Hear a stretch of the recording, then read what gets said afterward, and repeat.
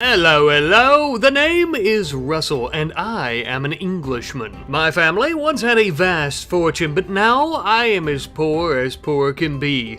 But I plan on changing that as soon as possible, for within this desolate forest next to the road, I shall build my own company, my own organization where I will make my fortune. We're currently on a main trading path between a few different tribes, the Prussians, the French, and the British. A more than optimal place for any type of business, I'd say. For you see, my friends, we're currently on a Earth-like planet that is actually a Pangea with many different types of hostile and gentle tribes, as well as the Prussians, British, and French, as mentioned a moment ago. I would, of course, like to disclose, though, that the tribes used in this video and in this game save have nothing to do with real-life tribes, as they are fictional, okay? Even though we are using some real-life factions like the British and so on and so forth. Now then, shall we begin? Indeed, I think we shall. To begin, we're going to start off with a little bit of deforestation. The reason being, of course, everything and anything uses and is made by wood in this day and age. Structures are built by wood, we use wood for torches, etc, etc. Thankfully, among a few other different skills, Russell here is actually pretty decent at cutting down trees. He's not quite as good at crafting things, but utilizing some of the logs that we had cut down, we would end up crafting ourselves a small short bow. A normal quality short bow with an average shooting skill should do quite nicely when we're on the hunt. For our first prey and our dinner, we decided to hunt down a stallion in the forest, a wild horse as it were, quite common to the region. After hunting down our very first prey, we would then go back home to set up camp for the night, building a small campfire out of some pebbles on the ground and some of the wood we cut. Utilizing some of the sharper stones, we would also butcher the horse on the ground, wasting much of its meat, unfortunately, but it'll be a while before we have a proper butchering table. We would, however, end up grilling several of the chunks of its flesh on some sticks that night for dinner, just before we used the leather from killing the horse to make ourselves a nice sleeping bag before finally going off to bed. I think we're doing quite well for ourselves. The first night here, we'll have a camp, but very soon we shall have a booming empire and/or business. Mark my words, friends, we are going to make something of ourselves. And thus it begins. The very next morning, we would utilize much of the wood that we had cut down, as well as cutting down much more of said wood here in the forest, to make ourselves a very large, what could only be described as a cabin, for now, I suppose. Though, given what I plan on doing with it, I suppose that the term habitashery may have a better ring to it, and also a much better meaning behind it for its purpose. You see, my friends, not only shall I, Russell, be living here, but we will also be renting this place out to anyone who has the coins. Except for our enemies, the French, and the more hostile tribes, of course. Within this haberdashery, not only would Russell end up having his very own room, which sure as hell beats sleeping out on the ground,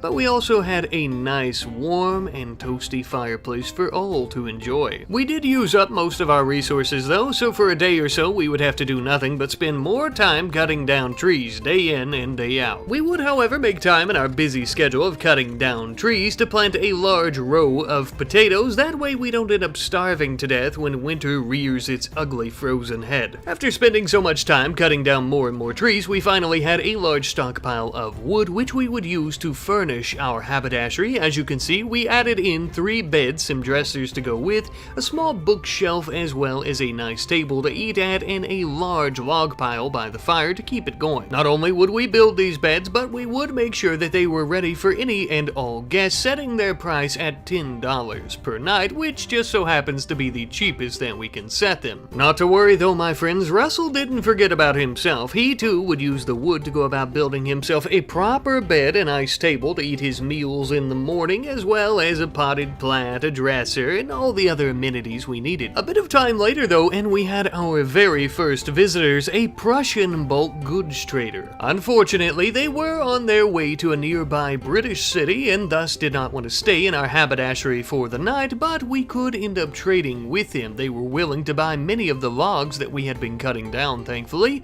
making ourselves a pretty penny. Not only our first bits and bobs of silver from our very first sale, but 186 bobs of silver, I'll say, a pretty decent amount. Now that we're really making something of ourselves and we're collecting a lot of different types of resources, I thought that it might be a good idea that we had a proper place to put all of said resources, and thus, just next to Russell's room, we ended up building a small storage area for all of our stone blocks and yada yada yada. We would also end up building ourselves 2 large food baskets to store all of our potatoes once those are grown and our current storage of berries. With that, my friends, Russell's haberdashery is off to a pretty good start. We have plenty of room to store things, we have a nice place to lay our heads for the night, as well as for many of our guests who are sure to come. Well, well, well, speak of the devil, would you look at this, a few days later we finally have our very first guest, a small little group of our kinsmen, the good old redcoats as they are. They would all take shelter and refuge in our haberdashery for a few nights,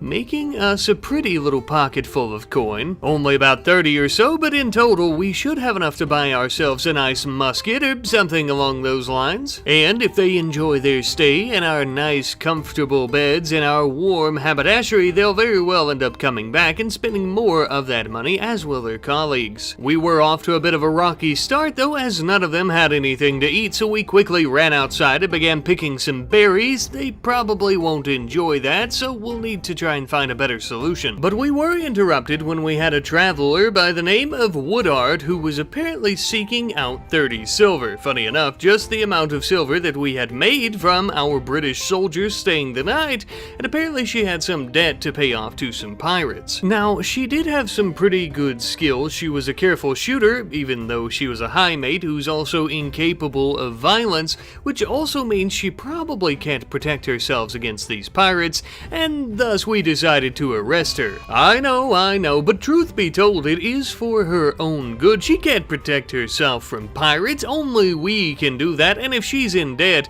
there's no telling what they'll do even if she does pay off this debt, so really we did her a favor. She was a bit on the younger side, around about 13 or so maybe we could take her under our wing and teach her how to be a proper host of a haberdashery, and she could help us out here. In the meantime, a porcupine out in the woods went absolutely batshit insane and decided to try and attack us, thus we ended up shooting it a few times, killing it with an arrow. Womp womp. On the bright side though, we would be able to butcher it and cook it into some meals for our new friends that are staying around. Since things can get quite boring around these parts, especially during the winter time when a blizzard comes and you're stuck inside, I decided to make a chess table to keep our minds occupied, and I'm sure our guest will enjoy it as well. I also felt that our business could use a bit of beautifying around the front, and thus I decided to build a small wooden fence around the area with a large sign. Although I can't actually put anything on it, just imagine it has something about our haberdashery. I would also end up going to both ends of the road on the map and putting some small signs as well, that way they know that our business is nearby. Hopefully this brings in more potential customers. After a few days, it was finally time for the soldiers to depart, and unfortunately it would seem that they were very disappointed by their stay,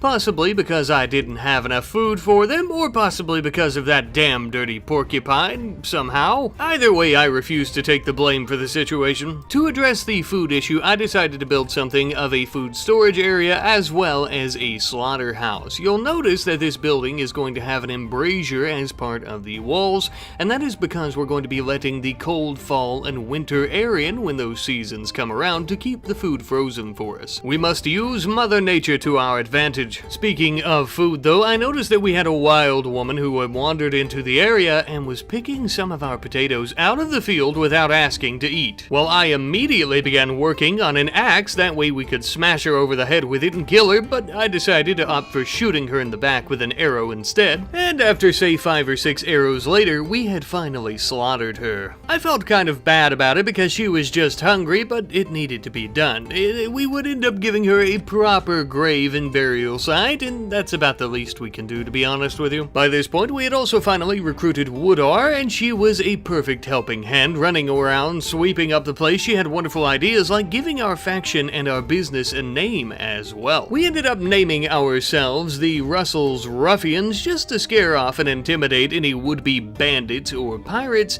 and we ended up calling the business the Shady Forest Haberdashery. By the end of this video, you'll have heard that word so many times you'll be sick and tired of it, which you probably already are. sorry. Woodard, once again as mentioned, is the perfect helping hand. With our first harvest of potatoes, she was helping us haul everything in while conversating with Russell. The two of them were easily becoming fast friends. Now then, to address our quality problems here at the business, we are actually going to be building 2 separate rooms to put some of our beds in, as I'm sure our next guest would enjoy their privacy in their own personal room. I'm sure our last guest would as well, but too late for that. Simple but effective quality rooms with some bookshelves and other amenities. Now, it's important to remember that I do have the props mod, which will pretty up these rooms, although those types of things cost silver, and we don't want to spend all that much money just yet. We would also go out and begin hunting down some wildlife, such as this lynx here, who we would then butcher, and we would actually end up building a taxidermy bench. What this will allow us to do is mount its pretty little head on a piece of wood, which we can then hang in one of these new rooms, beautifying it ever more. Folks tend to really enjoy having a dead animal's head on the wall. It gives a cozy cabin kind of vibe. It seems that we've been making improvements just in time, as we have some tribal visitors from a nearby village. I'm sure these weary travelers are quite tired and are looking for a nice place to rest their legs. There was an issue, however, as 3 of them would end up taking our beds, but some of them were sleeping outside, and this just would not do. Until we could cut down enough wood to go about building some more rooms, for the time being, we're actually going to be renting out some wooden canopies just in our backyard. Now, these will be the cheapest price of $10 because, well, they're pretty shabby and shitty, to be honest with you. Because of that, I'm also going to up the price of the bed on the inside to $20. That way it is a more acceptable price compared to the canopies. Thankfully, this plan would end up working out, and though once again these are not the greatest of accommodations, they're better than nothing. Given all the predators in the area, such as grizzly bears and wargs, these could make the difference between life and death while you're sleeping. Back inside the habitashery, as our guests were warming up by the fireplace, I would also end up building a wood stove with a nice limestone foundation underneath. Now that our food storage area is just west of the haberdashery, it only makes sense that we would have a proper stove on the inside closer to where the food is for cooking. But I'm afraid our hospitality is going to have to be put on hold for a moment, as we have a group of Frenchmen coming to attack us. Looks like it's only a couple of soldiers, but this lady and gent are wielding muskets, and against our short bow, I fear we may be outgunned. The 2 of them ran straight into our backyard to light our wooden canopies on fire. Russell met them out there and started firing multiple arrows at him, but unfortunately he was hit twice with a musket, causing him to bleed profusely. Because of this, we would have him pull back, grab a spike trap, and reinstall it around the corner of the building. The hope was that we could try to lure the French into it, but they were a little bit too occupied with burning all of our crops and our canopies at the moment. While they were doing that though, this would be an optimal time for Russell to begin patching up his bullet wound so he doesn't bleed out. Thankfully, our little spike trap idea would end up working out, and the male Frenchman would end up getting killed by it. With his corpse on the ground, his musket would be up for grabs, which we could then use to kill his partner, but she ended up stepping on a spike trap as well and killing herself. And with that, my friends, the battle was over. The only thing left for us to do was to go about putting out all of these fires that they had started, but luckily the rain came and helped us out a little bit. As an Englishman, this battle brings me great pride, but also just in general, because we were outnumbered 2 to 1. With Woodard being incapable of violence, we could have very well died out there without any hope of being rescued. The biggest issue that we ended up facing from the raid though is the fact that the canopies were burnt down, and our tribal guests were quite upset about that, seeing how they had paid good money for them, and thus they were displeased. Yet another disappointed guest. If not for those damn Frenchmen, they would have loved their stay here. But nevertheless, we must continue pushing, and in doing so, this also means that we must continue pushing our quality to its very limits, the best that it can be.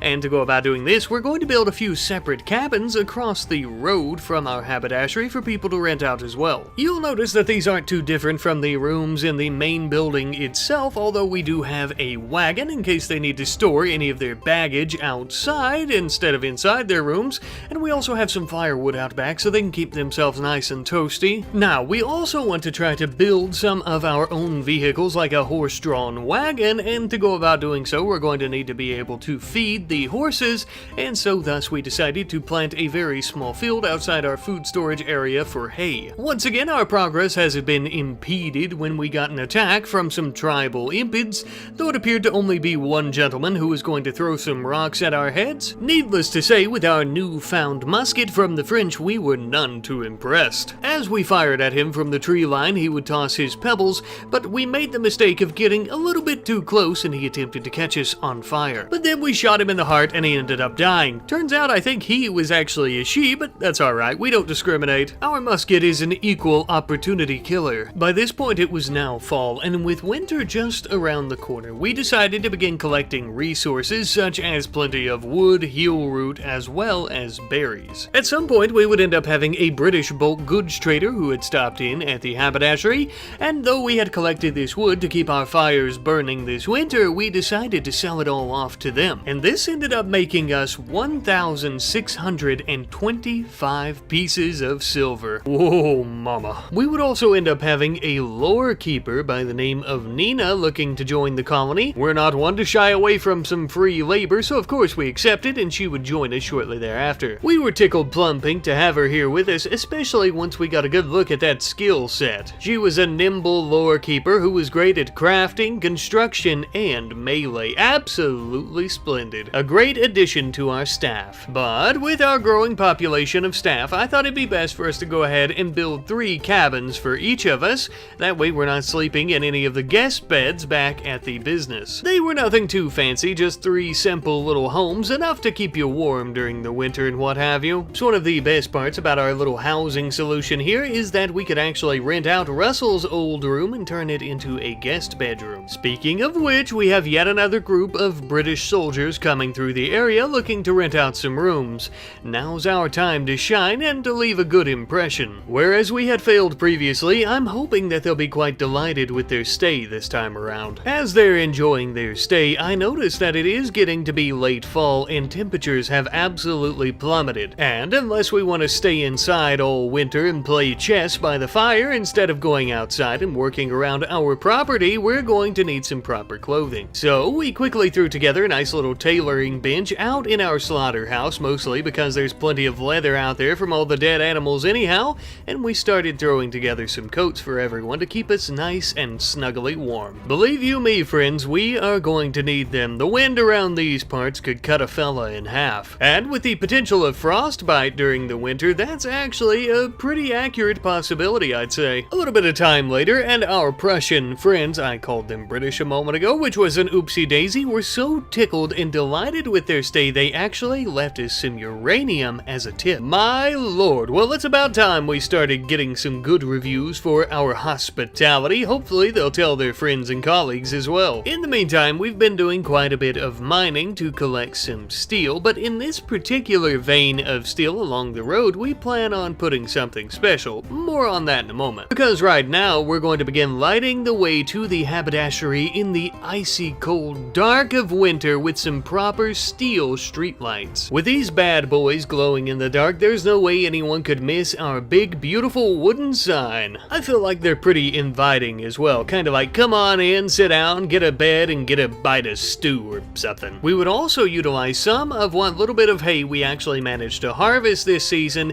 to attract some horses so that we could tie them to a wooden wagon, giving us, as you could guess, a horse-drawn wagon. Now, a horse-drawn wagon is going to be useful for many different things, just like trading and things like that I believe I mentioned earlier, but it's also going to be great for a getaway if we're getting attacked and overwhelmed by any enemies trying to take over our haberdashery or what have you, and also for just fighting in combat or getting around the map, as the drawn wagon is much faster than walking, as I'm sure you could guess. And with winter finally beginning and some very thick snow on the ground already, we needed all the help that we could get. It was during this icy frozen season that we mostly just tried to focus on bettering our property and our business.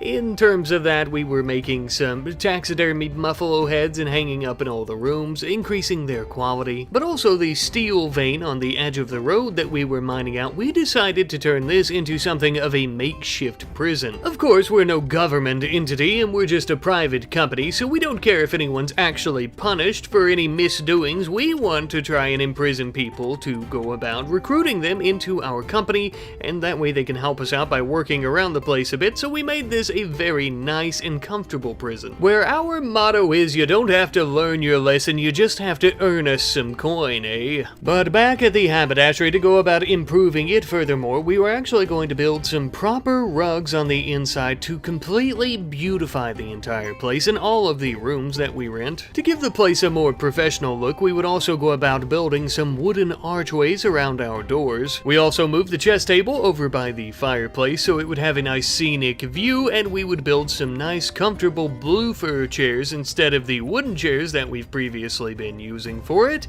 That way you can rest your booty in a soft little area. We are prioritizing and maximizing comfort, my friends. You'll also notice a few different little things here and there, like the cupboard that has some spices on top, a nice firewood log pile, a large bookshelf, things like that that actually come from the props mod that you can also find in the mod list in the video description, along with all the other mods in this video. As time went on, I realized that some of our less financially endowed, you could say, guests couldn't afford any of the rooms at 30 silver per night, so we had to fix that little problem once more. We ended up throwing together some pretty simple tents out of all the plain leather from all the animals that we had been hunting, and we would actually put these at 10 silver per night. They're much better than wooden canopies, much more comfortable than wooden canopies, but they can still be quite cheap. And it beats dying from frostbite, so there's that. But it would seem that our old friends, the French, have come back once more to try and scalp us, skin us, and wear us like fur coats. Not if we have anything to say about it though, of course. As they began to approach our small and up-and-coming town, we began to take defensive positions within our buildings. Along our western side, Nina would engage in a musket shootout with one of the soldiers, while along the eastern flank, the rest of the soldiers were trying to creep up on us, while the incapable of violence Woodard began running them all over with a horse-drawn wagon. As it would turn out, she's a bit more capable than we gave her credit for, I'd say. But the soldiers weren't done there, as they began to make their way towards Russell and Nina, who took them down easily with an axe and a knife respectively. Utilizing the power of teamwork and friendship, Nina and Russell would begin engaging more of these soldiers closer to our haberdashery and our rooms that we rent out, and we easily ended up taking them down together as well. I must say that I was truly impressed by their teamwork. The two of them really are the dynamic duo. As they were joining up here with Woodard, she was actually tending to one of the French soldiers, as we had hoped to maybe try to reintegrate him back into society as a proper Englishman instead. But the chance of a Frenchman becoming a proper Englishman is something like a snowball's chance in hell, so instead we just have to settle for recruiting him. We could use a helping hand around the place anyhow. Now then, with as well as our business has been doing, I thought that it might be a good idea for us to go ahead and give Russell a proper room, since he's quickly on his way to becoming quite the little slumlord, making a fat stack of cash and or silver every so often. Of course, we need to give him a proper home to himself to match. Not only is it a great status symbol of his wealth and his reputation, of course, to give him his own proper little cabin like this, but of course it is also going to help him with any mood breaks and things like that, and it'll keep him quite happy. Given the frequency that we're getting attacked by impid tribes as well as the French and any other enemies of ours, I thought it might be a good idea for us to go ahead and begin working on some proper defenses. First and foremost, we're going to be working on some swivel guns. That way, if we have a large group of French or anyone attacking like we just had, we'll be able to blow them all up at once, or at least that's the idea. A bit of time later, and we had a gentleman by the name of Martin, who just so happens to be a civil servant who was being chased by a pack of 11 man-hunting squirrels, and of course, if we offered him sanctuary here at the haberdashery, he was willing to join us, so we accepted. Martin would arrive some odd hours later, hoveling around in the snow on his way to our safety here, but unfortunately not too far behind him on his trail hot were the squirrels. These rambunctious rodents were out for blood. We began firing upon them with our muskets, as you know, but unfortunately, due to the inaccuracy of muskets given the time period, it was quite hard for us to shoot them. It was due to this unfortunate circumstance that some of them even made their way inside of our haberdashery. Back outside, however, we were running them over with the wagon, stomping them to death, and on rare occasion, even managing to shoot them with our muskets. Finally, we had finished off the horde of these little bastards, and we were victorious. Not only that, but in doing so, it would seem that we've stayed within Martin's good graces, and he is indeed going to stay here and make this place his permanent home, and also work for us for free. To celebrate the absolute annihilation of these bloody squirrels, Russell decided to throw a party. It was a real hoedown of sorts. Everybody was dancing, playing some chess, and even roasting some squirrel bits on the open fire. A beautiful occasion. But once again, returning to our idea of defending our home here and protecting ourselves as well as all of our guests, of course, we would begin building some large log wooden walls. Now, I do specifically specify that these are log walls here because we just knocked down the trees and then threw them up into walls, essentially, because logs are much thicker than normal wooden planks, of course, and also given the time period, I think that they are very aesthetically pleasing. Given all the wood that we've been cutting down, though, it wouldn't take us very long at all for us to finish up the western flank, and then we had finished up the northern flank, finally being completed on the eastern side with a wall that almost completely surrounds the entire colony. However, you may notice that there are two openings on each side. Now, of course, this is for us to go in and out as we please, and we also have a few doors throughout these walls for the exact same purpose, but these large openings are also so trade caravans can come in, and more importantly, so that when our enemies do come to attack us, they will be funneled in through small spaces, allowing us to leave little room for error when firing musket balls at them. And if for some reason on the eastern side they are foolish enough to try and wade through the icy cold water to get here, they'll die just as easily. It was during this time that we had finally recruited the Frenchman known as Zug, and we were more than happy to have him among our ranks finally. We had even taught him how to speak the King's English, by golly. We were so proud of him. But I noticed there's one little problem. He still has that filthy French uniform on. So, we had him take it out back by the slaughterhouse and burn it, and we watched it go up in flames. Now that we finally have more helping hands and we're expanding our business and our company out that way, it's time for us to begin expanding in another way as well by adding in more rooms for folks to rent out. Adding in these additional 3 rooms to our repertoire will give us a total of 9, with 6 of them being the $20 rooms and the other 3 being our $30 rooms within the habitashery itself, the more fancy and convenient rooms, if you will. This may not seem like a big deal, but this was quite crucial as we get trade caravans coming through here all the time, and they always have a lot of members. But as we continue getting more staff as well, we also need to build some proper cabins for them, and thus we would end up doing so for Zug. I think he enjoyed it. Sure as hell beats sleeping outside in those overflow tents, which I guess technically isn't outside, but it's ice cold for sure. About a day or so later though, and we would actually start on our largest construction project yet on the property. In the northwestern corner, not too far away from our protective walls, we would end up building a fairly large-sized barn. We would have 4 stalls where we can keep our animals once we end up taming some of those, like some other horses that aren't attached to a wagon, and in the main back here we can also keep plenty of hay to keep our wagons stocked full of fuel, as well as feeding other types of animals, of course, and we would also be able to park our wagon itself in here, which was pretty great. It was during this construction of our barn that Russell managed to charm Nina into being his lover. He managed to achieve this by making fun of her diet. Okay, well, nevertheless, the silver-tongued devil seemed to weasel his way into her heart, and now the two of them truly are in love. Yet another of Russell's amazing achievements this video. Things are really looking up for him, and it looks like they're only getting better as today is Christmas Day, a joyous day of celebration. Speaking of which, it would seem that we have a trade caravan of British soldiers, of course, and they have just what the doctor ordered. It's been God knows how long since we've had a proper cup of tea, and now with all of our riches, we could easily trade some of our things to barter for these cups of tea, or even purchase them if we'd like. After trading off some of our belongings, such as our leathers from all of our hunting escapades, we got a lot of tea, and we also made a pretty penny of silver as well. Absolutely perfect for a Christmas celebration. But as the hours began to wind down, and our party was just around the corner, Russell decided to change his look up a bit.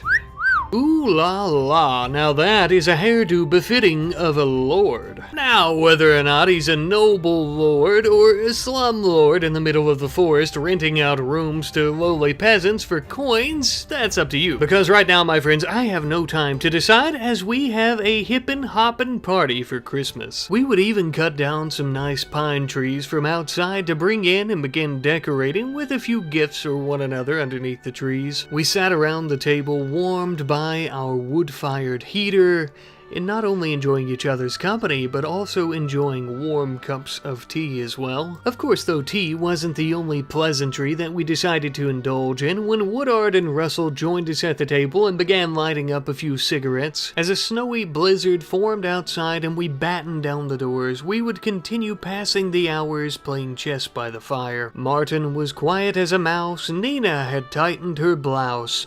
I'm not very good at rhymes, but sometimes I'd like to pretend to be a mouse. Happy holidays, guys, and a big Merry Christmas as well. I'll see you next time.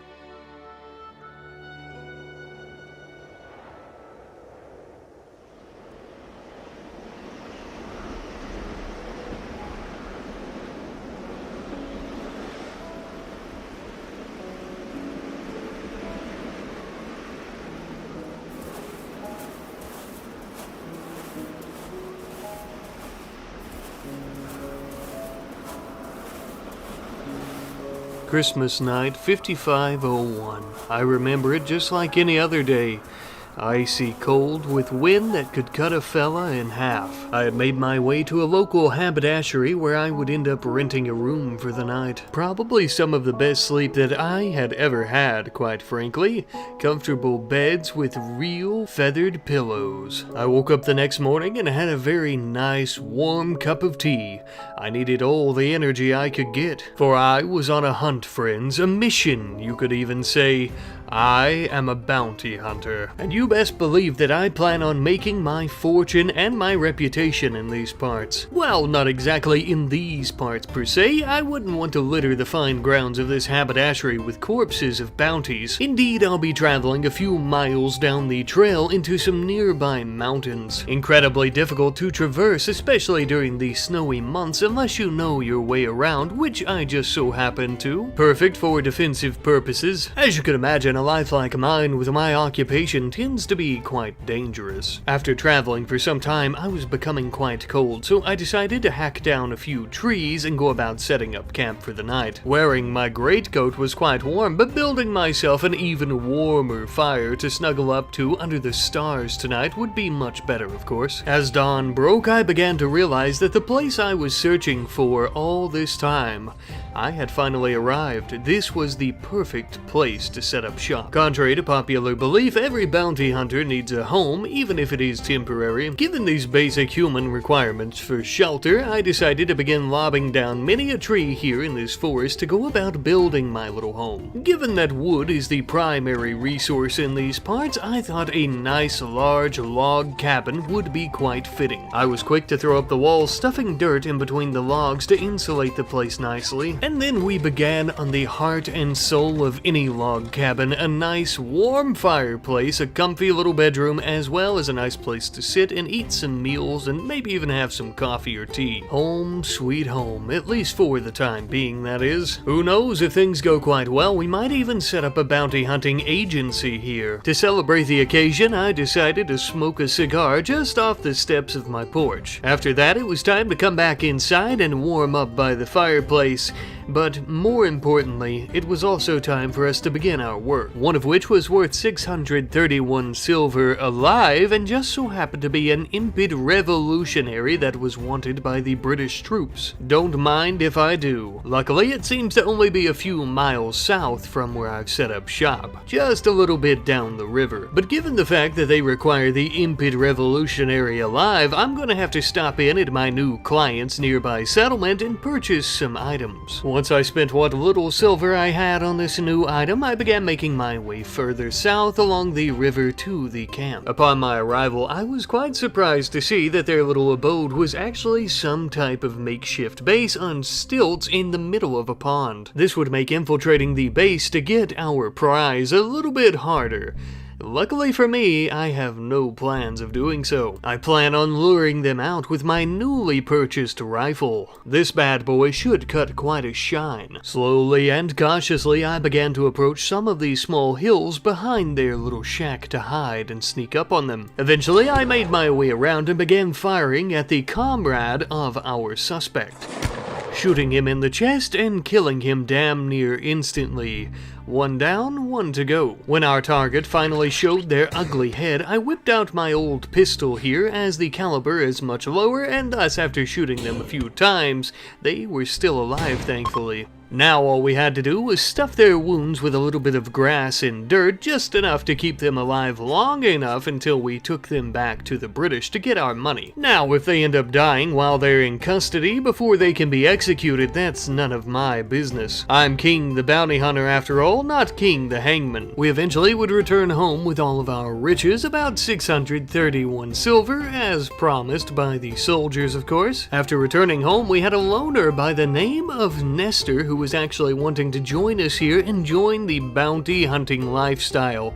Normally we would just turn random people away, but he was an old-timer such as myself, and thus I felt quite pitiful for him. We old dogs have to stick together after all. Let's hope this lifestyle suits him. After all, it's not for the weak of heart. Now, as I'm sure you can imagine, we weren't exactly expecting any company, so we would have to fasten him a sleeping bag out of the leathers of some wild game we've been hunting in the mountains. Not exactly living high on the hog, as they say, but it sure beats sleeping outside in the cold. Of course, though, if he's going to be our bounty hunting partner, we want him to have some proper accommodations and a home of his own so that our little cabin doesn't get too crowded, of course. And that's exactly why we decided to go about building him his very own cabin, which is quite a bit smaller than ours, I'll admit, but we are the main bounty hunter here and the leader of what may end up becoming something of a company. But again, I reiterate, it sure beats sleeping outside. To celebrate the occasion, we cracked open a few brewskis, and we also began taking a look at some more active warrants. One of which being for a French deserter. I think this is something that we might be interested in. It appears that he's hiding out deep in French territory, not too far from one of their towns. Without a second thought, we began making our way there. Luckily for us, it was just off the main road and didn't take us very long to arrive at all. To our surprise, it appeared to be a similar structure to what we had recently seen with our impid target, meaning that this is some impid architecture for sure. Ah yes, I see now, hiding out in the forest with your impid lover, eh? Ah yes, how typical of a man to ignore the service to his country for a lady. I'm afraid that you've acquired quite the bounty though, friend, and you're going to have to come with us. Initially, we attempted to approach the site quite cautiously, but they saw us coming up due to the lack of vegetation in the area, and thus we would have to begin engaging with his beloved impid. Though this was a foolish move on her part, because all she had to defend herself were some sharp rocks, she still ended up doing it, leaving her dead, as you can see. Quite enraged by the death of his beloved, the deserter began firing at us from afar. Managing to get a lucky shot on Nestor, he was downed, and we had to run in, rescue him, and run off to the hills to hide. At which point, I began tending to his wounds to ensure that our elderly friend didn't bleed out, but the deserter was hot on our trail. As Nestor was wailing in pain, another shootout with the deserter would commence. But I quickly grew tired of these games, and I decided to rush him with Nestor's knife, stabbing him in the abdomen quite a few times, I might add, taking him to the ground shortly thereafter. I'm no spry chicken, but I wouldn't be outdone by this coward. I started tending to his wounds quite reluctantly given what he had just done to us, but I had to if I wanted any money out of this. Thankfully, Nestor and the prisoner both would survive, and we would end up making a pretty penny off of him at a nearby French town. And as you can see, we really earned our money on this one, as it took quite a toll on us. No rest for the wicked, as they say, or those who end up catching the wicked. Luckily, bounty targets also don't get to keep their weapons, so we also got paid with this very nice French army sword. Now that we're back home though, this entire time we've been living off the land, doing a good bit of hunting as well as picking some berries and other wild vegetation, but now that spring has truly sprung and the ground is thawed out, I thought we should probably go about planting some corn and potatoes. I would also end up building a little campfire with a steel cauldron over top of it. That way we could cook some proper meals like a nice hearty potato and corn stew once the crops are ready. During this time, I also noticed a couple of vagabonds who were actually skulking around our cabins. It turns out this lady and her child were attempting to buy back one of their friends who were recently kidnapped. All they needed was 35 silver. Now, of course, there's always the possibility that they're lying just to try to get some money from us, and 35 silver is nothing to turn your nose at, but I have what you might call a bleeding heart, and thus I decided to make a donation to them. I can only hope that they are able to truly get their friend back. We were also beginning to get a little bit tired of storing all of our items right in our living room where we're eating our meals and also warming up by the fire in the cabin, so we decided to also begin working on something of a storage warehouse. Just a small wooden shack with plenty of shelves for all of our items as well as building materials. Interestingly, or unfortunately I should say, we ended up having a tribal caravan arriving, but this just so happened to be a slaver. How I wish I could have bought the freedom of all of these poor souls, but I only had enough money to purchase one of them. A gentleman by the name of Cheddar. After purchasing his freedom for him, we did offer to let him go, but he stated he had no tribe to go home to anymore, and so we offered him a position in our bounty hunting company, to which, of course, he accepted. But there was just one little problem. Cheddar was sleeping on the floor and/or dining room chair, I guess, and you can't just buy a man his freedom and expect him to lay out in the dirt in the dining room. No, we needed to build him a proper home. So after spending many a day felling many a tree and collecting their precious wooden resource, we decided to go about doing so. We would actually begin with 2 structures this time around. Of course, as mentioned, one of them was going to be a nice narrow little cabin for Cheddar. Nothing too special to mention there. He had everything that the rest of us had: a dresser, some end tables, a table to eat meals at, a fireplace, all with the exception of a rug, which we actually added to all of our cabins to beautify them and make their quality better. But the second structure is quite interesting, as this is going to be our makeshift jailhouse for the time being, as you can see by the sail doors. It came to me in an idea when I began thinking, what if we have a bounty target who we can't get to their destination due to a certain distance, something like that, and perhaps we get a great big snow making travel very difficult. We need somewhere to keep them, essentially. And as you can see, what was previously a lush forest that was devoid of any civilization has quickly become our bounty hunting town. Speaking of which, it's been far too long since we've went on any type of mission to hunt down any bounties, and it's about time that Cheddar got a feel for what this is really like. Ah yes, Toyo Stork wanted for 1,200 silver for kidnapping. I wonder if she has anything to do with those vagabonds we donated money to. Nevertheless, Toyo was a wanted woman and we were hot on her heels. She, just as many of these outlaws with a bounty on their back, were hiding out in a shabby shack in the forest. Based on our view in the dark of the glowing of their torches and their lanterns, it appears that she's not alone either. She could be seen near the pond wielding a large round object, which I take is some type of makeshift explosive like dynamite. Her counterpart was a large Neanderthal man wielding a beautiful pistol with a beautiful half coat on. Unfortunately though, his beautiful half coat was bright red, making it quite easy to track him around. We began firing at them. Toyo ended up taking cover inside while her security would try to join her. Of course, we attempted to cut him off though. We couldn't allow these bastards to go inside where it's close quarters and they might have the upper hand on us, so we would end up taking them down right at the door. Toyo had managed to begin crawling away in a puddle of her own blood inside,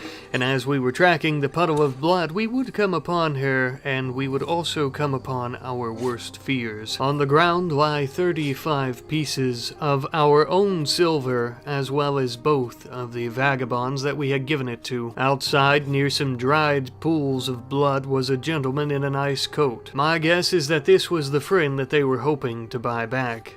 Such a cruel world we live in. Given their cruelty towards these innocent people, let alone one of these people being a child, we saw no issue with stripping them of their clothing down to their birthday suits before we finally took them into justice. Not only to humiliate them a bit, but Cheddar also could use some proper clothing, and this was much cheaper than going out and buying any. And with that, we were off to the nearest French town to speak with the constable about our reward. Needless to say, he was quite tickled to see that we we had brought in 2 ne'er-do-wells for the price of 1, and thus he threw in a little extra silver for the trouble. The Lord's work is never done, but it does sure feel good to do it.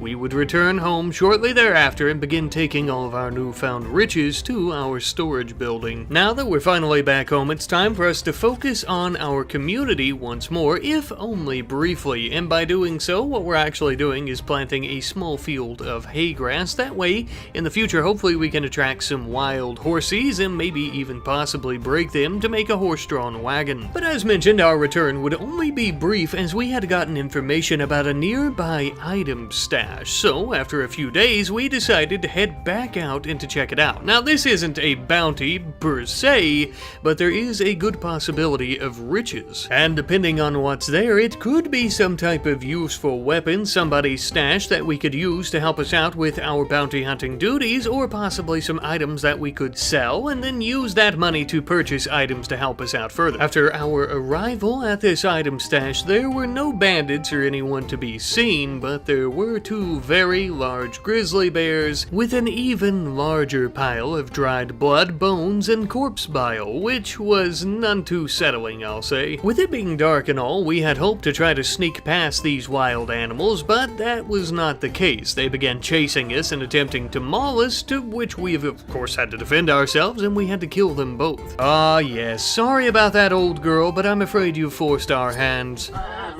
On the bright side, however, these 2 large grizzly bears will make for plenty of delicious stew on the road back home, and possibly here in just a moment. But first, we have bigger bears to fry with the item stash itself. After opening up the doors, we found 2 books inside. Nothing too exciting, of course, but we also found a handheld mortar. Almost an identical design to a blunderbuss, except instead of shooting out rocks, nails, and anything else you can shove down the barrel, it has its own explosive shells. After gathering up our new items, I thought it would be a good idea while we're out on the road to go ahead and begin looking for our next target. I was a little bit confused as this person had a bounty on their back for arson, which is kinda common, but not all that common unless you happen to be an impid, and in that case you just about can't help it, of course. And then after I arrived, I realized that this person seems to be attempting to join the impid tribe, and thus why they're probably setting everything on fire, but nonetheless we plan on bringing them to justice. This would also be the perfect opportunity for us to test out our newly acquired weapon, and I must say that it was incredibly effective. Utilizing our new weapon as well as the muskets we already had in our possession, a shootout would begin between us and the tribespeople.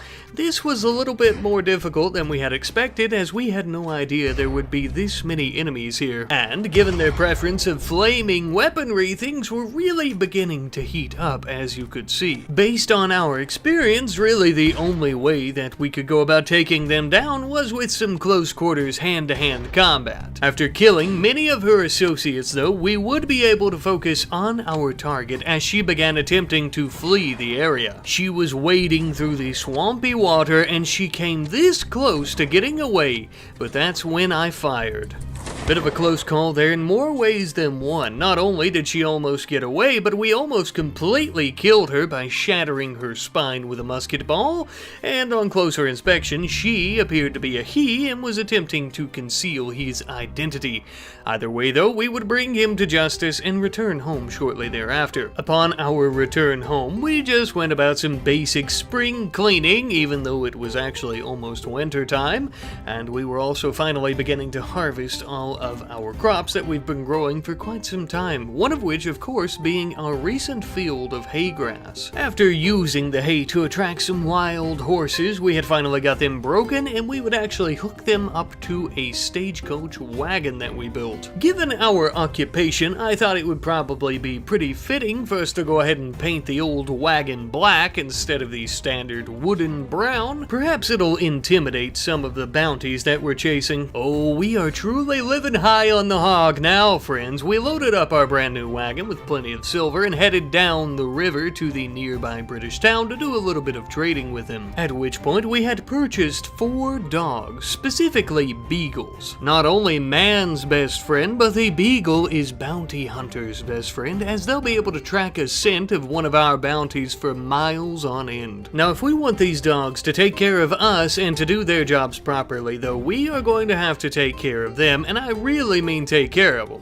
And that's why we're actually going to be building them their own little houses. Now, of course, these are just some kennels, but they will be keeping them nice and warm and out of the elements. With that, it was finally time for us to start on their training. We're going to be training them to guard and to attack on command. And to make sure that they are properly incentivized, we're going to be filling up their little bellies. All we really had was some corn and potatoes though, so if we want this to go smoothly, I think we're going to need to find some venison for them. Given how crucial these animals are to us and to our little growing bounty hunter business, we would actually begin focusing primarily on their training. A big thing that we've struggled with so far, but also have been very lucky with so far, is not killing any of our bounty targets that don't need to be killed, because if we have to bring them in alive and we shoot them in the back of the head, they very well could easily die, of course, and our dogs attacking them is going to keep them incapacitated but also not dead. After many a day of feeding and training, they were well fed and becoming well trained, though the path to doing so would take a little while, of course. Then I began to think, with our new horse wagon, we needed a proper place to keep it, as well as any more mounts that we end up taming and or buying. You never know when one of these bounty targets might have a fine steed that needs a new home after their owner has been hung in a nearby town, and thus, of course, we ended up building ourselves a new barn. Again, simply a place to keep our critters out of the elements, but of course also a great place to store all of our hay that we're growing. Just the same, I thought it would be a good idea for us to build a proper food storage building that's not too far from our campfire and cauldron where we're cooking all of our meals. This helps free up a lot of room in the main cabin, and we also have an embrasure as part of the structure. That way we can let all the freezing cold winter air in to go about freezing the food, thus keeping it fresh. Speaking of which, it was during this time that we actually ended up getting our very first snow of the season. My friends, winter is just around the corner, and with it comes a lot of trouble with traveling the roads as well as the forests, so it may be best for us to go about settling down throughout the winter and just focusing on ourselves instead of hunting bounties. However, that does also mean that we need one last big score before winter comes and keeps us stuck in our cabins. A target worth just under 2,500 silver should do the trick. Even with the light snow that we're currently getting, we would actually be able to traverse quite easily thanks to our horse-drawn carriage. Upon our arrival, the snow had finally stopped, just barely coating the ground, making it quite easy to see an impet with red skin wearing a bright red soldier coat, dual-wielding flintlock pistols. We also spotted our target wielding a gigantic wall rifle that really packs a punch, wearing a light blue soldier coat. Not really the best attire given the circumstances for them. We stood by our wagon for a bit, prepping our dogs and also gathering up gear like our bombs and those pistols that we've gotten from previous bounty hunts,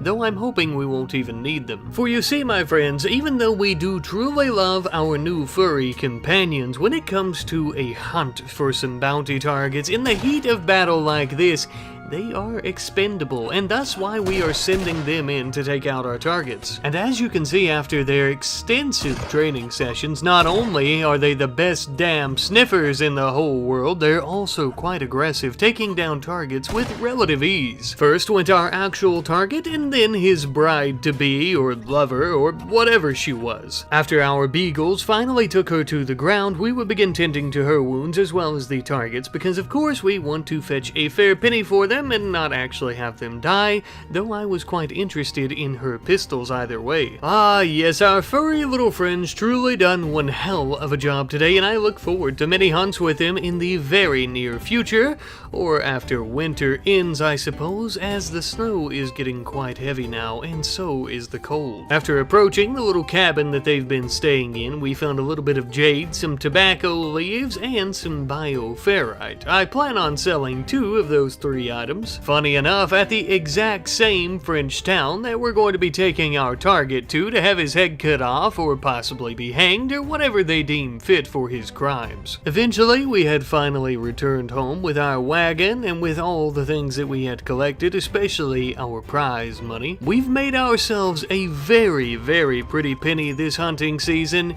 Here's hoping for many more. Now, you may have noticed that we actually brought back the impied woman to our little town here, and we're going to be putting her in one of our cells. The reason being is because our beagle's done quite a number on her, and she wasn't really worth much if we were to turn her in. As of right now, you can barely recognize her, so we're going to need to give her some time to heal up before we make any money off of her. After returning home from a successful hunt, it was time to start rolling up some of that tobacco we decided to keep into some fine cigarettes as a celebration. But we're not going to be celebrating only because of a successful hunt and all of the moolah that we've made this hunting season. No, my friends, it is also Christmas Day, meaning that it's also been almost an entire year since we set up shop here in these mountains for our business, and we have achieved so much during that time. Time to smoke some of that fine red apple tobacco and maybe even crack open a brewski or two. A couple of old fellers like ourselves here, we don't really have any friends or family, well, other than each other, and our beagles, of course. But you know what? That's enough. After a night filled with drinking and smoking, we decided to have ourselves a little shooting competition. Probably not the best idea given the circumstances, but it was sure a hell of a lot of fun. And then, given the holiday, we decided to offer some kindness to our prisoner, an olive branch, if you will, in the form of a singular alcoholic beverage. Now, I don't think she was too excited about this, seeing how her lover just met his end at the long arm of the law's hands, at our hands as well, but it's the thought that counts, right? We would spend the rest of the night standing around the fireplace telling some old war stories and stories of our lives growing up, Christmases past, and just enjoying each other's company, petting on our dogs, all that great stuff, you know. A Merry Christmas to one, a Merry Christmas to all. For all we shall protect, as is our duty, or we shall catch, as is our duty also. I'm not very good at rhymes. Merry Christmas.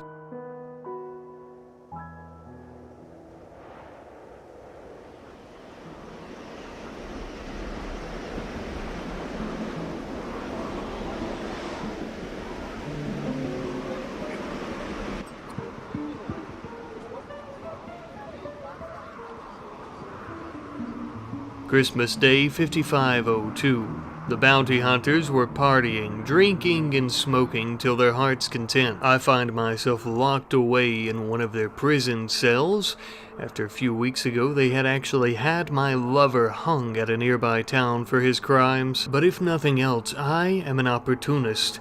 And while they're all partying, I think I'll make my escape. Something tells me using this beer bottle against the cell door wouldn't do a damn thing. But perhaps using it as a wedge between these logs might just do the trick. Oh, they'll never even know that I've left. They're far too drunk at this point.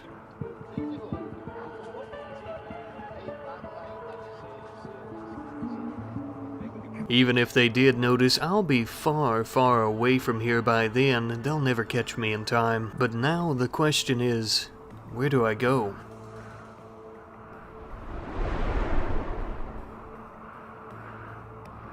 According to this sign, there appears to be some sort of habitashery up ahead. I hear that they do quite well in this area, so they might have just what I need. I approach the front of the building here, and it seems that most of its employees are inside. I bet that they have a stagecoach around here somewhere. After stumbling around in the snow for a bit, I eventually found a barn with a preoccupied attendant. As you could imagine, they were none too pleased with me stealing their wagon, and they were firing at me with their muskets, but luckily I managed to avoid getting shot. With these horses in hand, I would be able to properly traverse the terrain without dying from hypothermia or frostbite. But I still needed to put some distance between me and any of the government-ran towns, so I made my way to a Neanderthal camp. Lucky for us, they too do not like the local governments of the area, and when we requested entry into their camp, they actually accepted. Awful kind of you, you poor, dumb, very dumb, smelly creatures, and we very much appreciate it. Because of all the traveling, I was freezing and absolutely starving, so it was nice to be in a warm place for once, and also to find a bit of food, although it seems the Neanderthals didn't like me eating their pemmican without asking. Nevertheless, I decided to take a quick power nap on the floor after filling up my belly, and to repay them for the food, I started cleaning up some of their housing. And then they seemed to think it was a pretty fair trade for the most part, so we should be even now. But what a little peace I was having wouldn't last, as a group of British soldiers was here to try and fight with the Neanderthals. Raids like this against the enemy tribes are quite common, unfortunately for us, since we're currently staying here free of charge. Now, initially I wasn't going to get involved, as we had nothing to do with this fight, but as I watched many of the Neanderthals begin taking down British soldiers, I thought it might be a good idea to take up arms. Not only because we're staying here under their supervision, but also because taking up these weapons means we'll get to keep these weapons as well, and they're quite valuable and thus will help us. For example, a pistol such as this one in perfect condition can go for as much as $1,000. Meaning, of course, the more of these soldiers that we kill, the more of these weapons that we'll get as well, and thus the more money that we'll be making.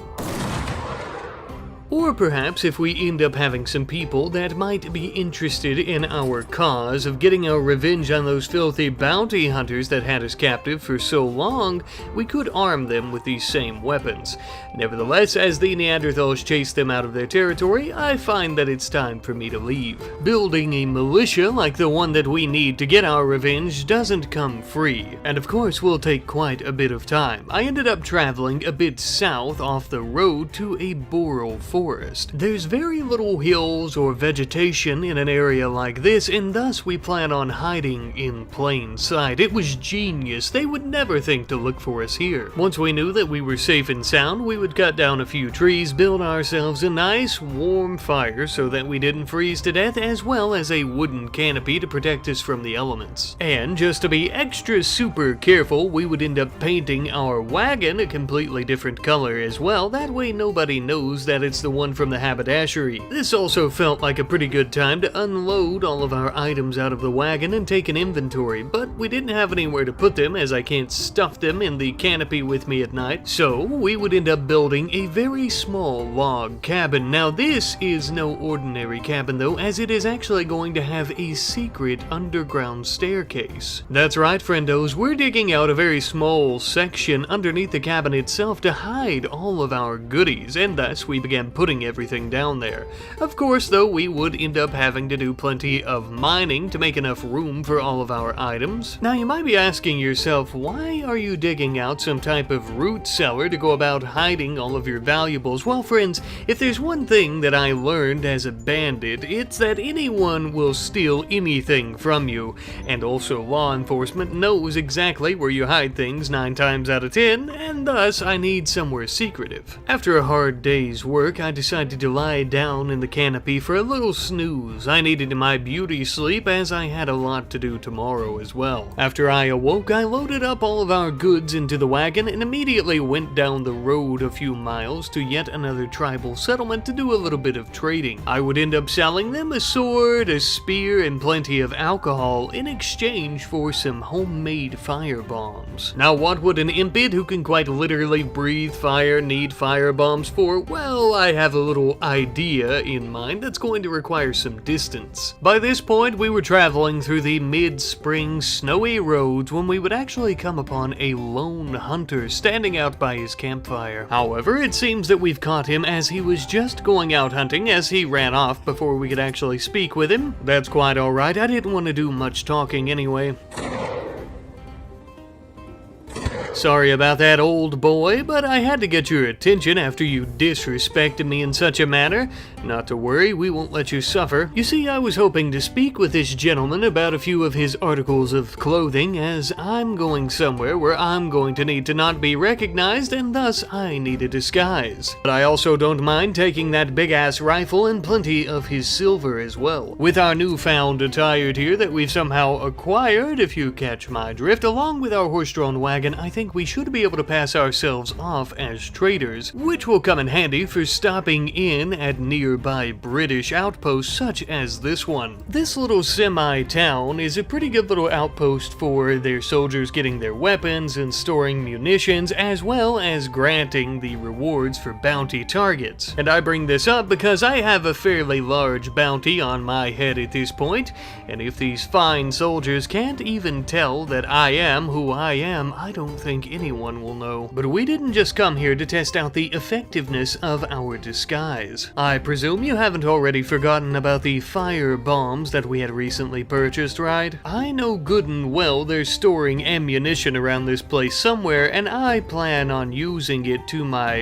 advantage. This little outpost is very near the bounty hunters' little town that they've set up, and once things start going south for them, I don't need a bunch of soldiers pouring in. While exploring the outpost, I found a very large pile of gold bars, 322 to be exact, and I also finally ended up finding their stockpile of ammunition and weapons, with many cannons, rifles, and even explosives. Time for a bit of a distraction.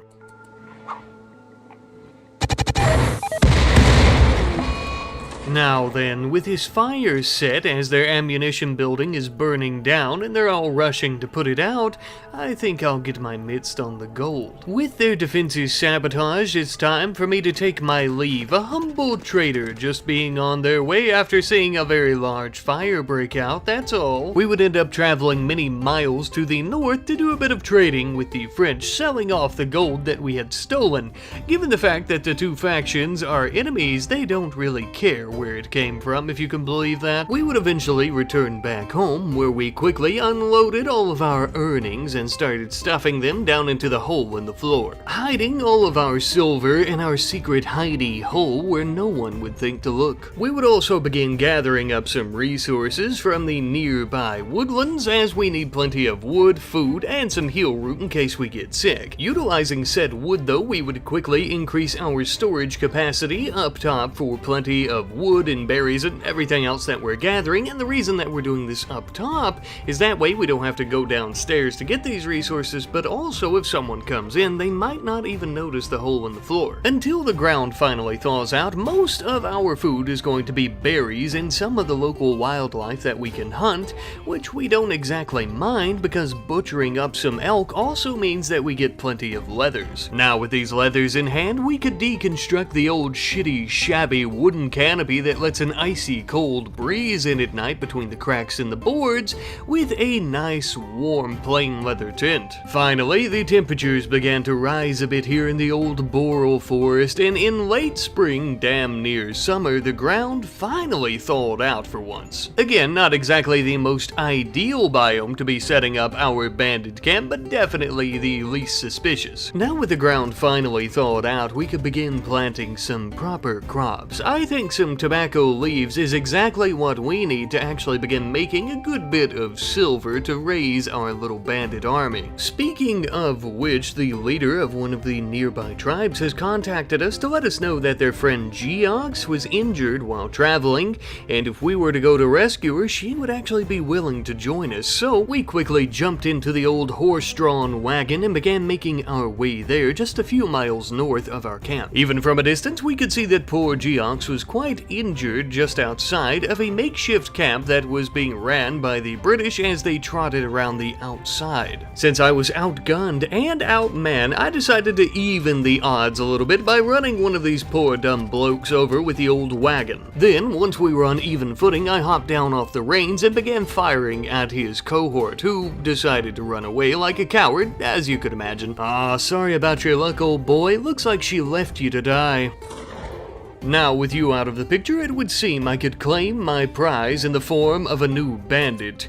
Howdy, little lady, you're gonna be coming with me. I was quite surprised to see that Geox was a fine, fighting, impid lady like myself, since it was the Neanderthals that contacted us about her, but I suppose she wasn't actually a member, only a friend, so it makes sense. After returning home, we quickly used up some of the wood that we had been chopping recently to build her a shabby wooden canopy just for the time being until we can get some proper materials to upgrade. And now with our gang starting to grow a bit, I thought that it's going to be a lot easier to go about feeding everyone if we start planting some actual crops like rice instead of just doing some hunting, especially once winter comes. Eventually, Geox was finally healed up enough to start walking around on her own, so of course we showed her around the camp and explained our plans for the future to her, as well as slapped a couple of pistoles in her hand so she could help us out with more things than just building and harvesting crops, if you catch my drift. But while we're still on the topic of building, I decided to let her help us out a bit with really shaping up the camp, if you will. We started out with some proper barricades for our defenses,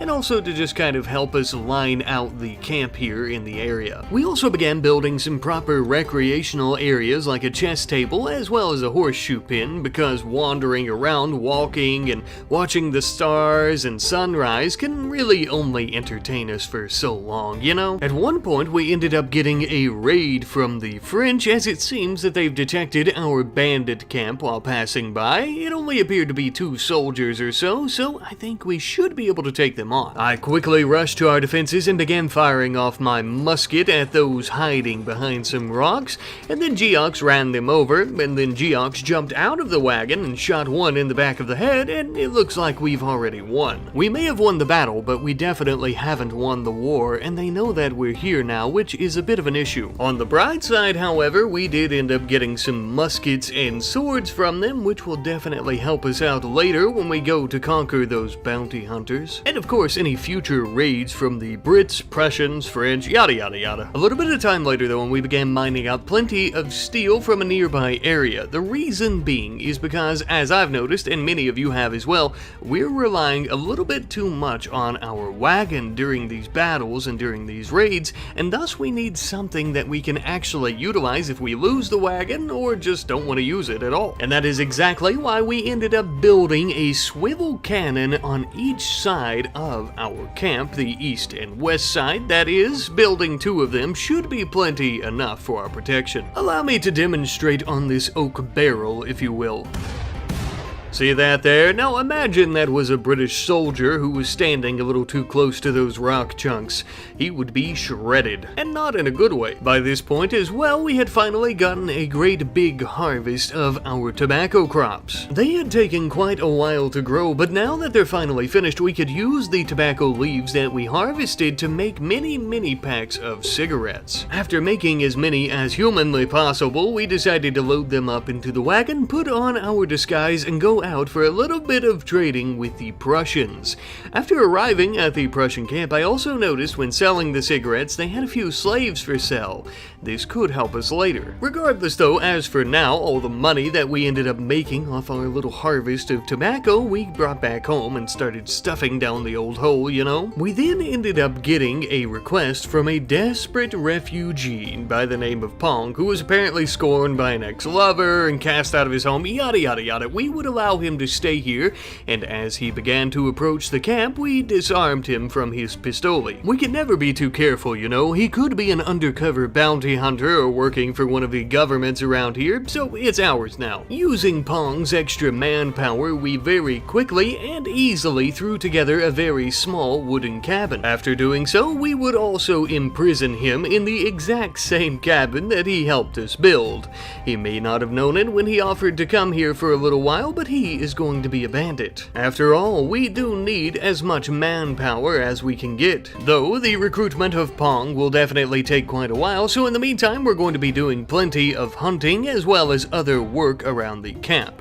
Now of course we needed plenty of meat to go about eating while we're waiting on our rice to grow, but we would also utilize the leather once more to build everyone some nice plain leather tents that are nice, comfy, and warm. Since it seems that the local governments are already aware of our camp camp being set up here since they attacked us, I decided there was no point in not building some nice roads, making it quite easy for us to maneuver around. I say nice roads, but to be honest with you, of course, they are just some simple dirt paths. Nevertheless, though, they will keep vegetation out of the way, making it easier to maneuver. We would also add in some additional rows of crops, starting off with some cotton, as I knew the cloth that we got from this would be good for some additional tents in the future, but also for some camp lodgings that will make staying in our tents much nicer, similar to having a dresser and end table in a bedroom. We also quickly planted a very small row of hay grass, as this was exactly what the horses strung up to our wagon needed to keep them fueled and also alive. Finally, the last big project that I have to show you here, if you can even call it that, is building plenty more defenses all around the base in the form of wooden spike traps. And by the end of it, after many weeks, we finally had a pretty decent looking camp.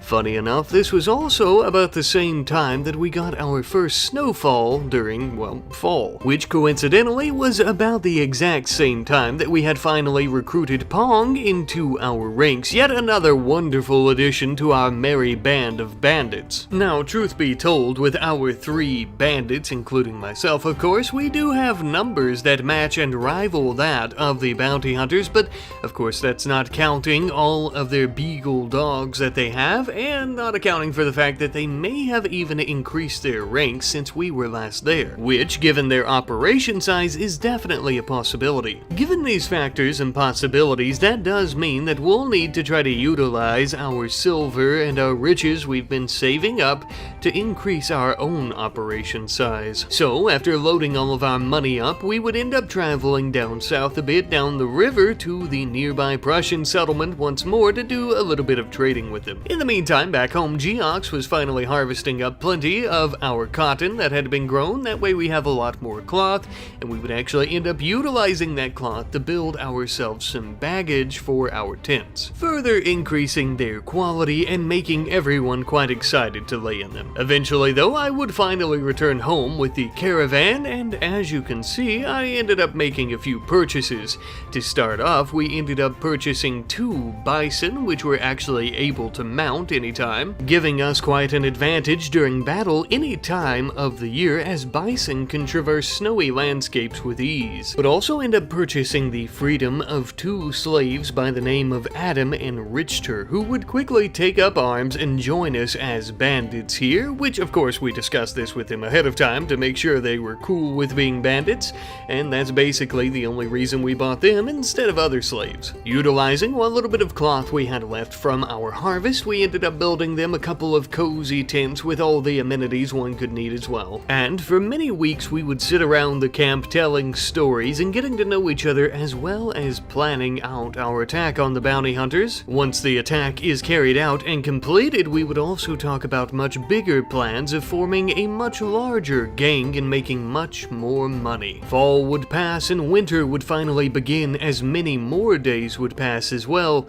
Eventually, we would end up being attacked by a large battalion of British soldiers. With such a large group of enemies, I thought our swivel cannons would be absolutely perfect for a little bit of crowd control, if you will. Though I will also say they were fairly inaccurate for the most part, and after the enemies had dispersed into several groups, we were struggling a bit. Eventually, they would get past our defenses and infiltrate our camp, attacking us head on, which would force us to make a retreat back towards our tents, carrying away our injured so that we may try to tend to their wounds before they bled to death. Adam would stand firmly with the swivel cannon, though, hitting many a British soldier. Luckily, the cannon itself ends up stunning them normally, meaning they can do nothing but stand there as we continue firing at them. Because we had killed so many, the large group decided to disperse. A gigantic fire had broke out around our barricades and wooden spike traps, so we were trying to put that out as our enemies fled. But then I noticed more enemies were coming in. And it wasn't the army this time, it was the bounty hunters. They were coming to us. If I had to hazard a guess, I would guess that they've been skulking just in the nearby mountains around the camp for quite some time now, looking for an opportunity to attack. As quickly as we could, I was trying to scramble to get someone into the wagon and get whoever wasn't injured and could stand on their feet out to try and fight them and their dogs off. Now, I really didn't want to try to cheese it with the wagon here, but given the circumstances, that was about the only choice I had. And in the end, Adam ended up getting shot off, while Richter also ended up dying. We were no closer to stopping the bounty hunters, but they themselves were getting much closer to us and me in particular. The infamous leader King had approached and began firing his large hand mortar at us, one of them striking right at my feet. The explosion had killed Geox and left me completely incapacitated. The ground was incredibly cold, but it got a little bit warmer when I noticed that we had taken one of those dirty bounty hunters to hell with us. Unfortunately, 2 out of the 3 bastard bounty hunters would not die though, and they would live to see another day. But as for me, I am afraid that this very well might be my last goodbye, friends. We accomplished something big here today, and even if we only managed to kill one of the bounty hunters, that's better than nothing, I suppose. They had my lover hung by his neck until he had died. So one soul for another, an eye for an eye. And as bad as I hate to admit it, King was just too damn good. Ah, would you look at that? Christmas already. Well, I suppose you're probably expecting me to say some kind of rhyme or something, aren't you? Well, here goes nothing. Violets are blue, roses are red. The bounty hunters will get you, alive or dead. Merry Christmas, everyone.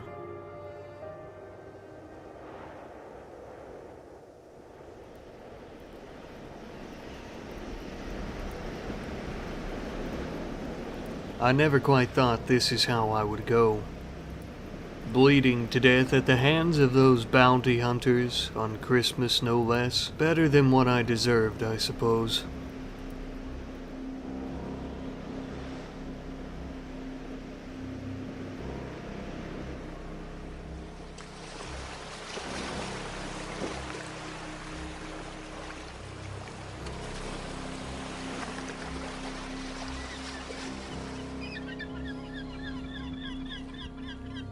I awoke in a sleeping bag on the beach.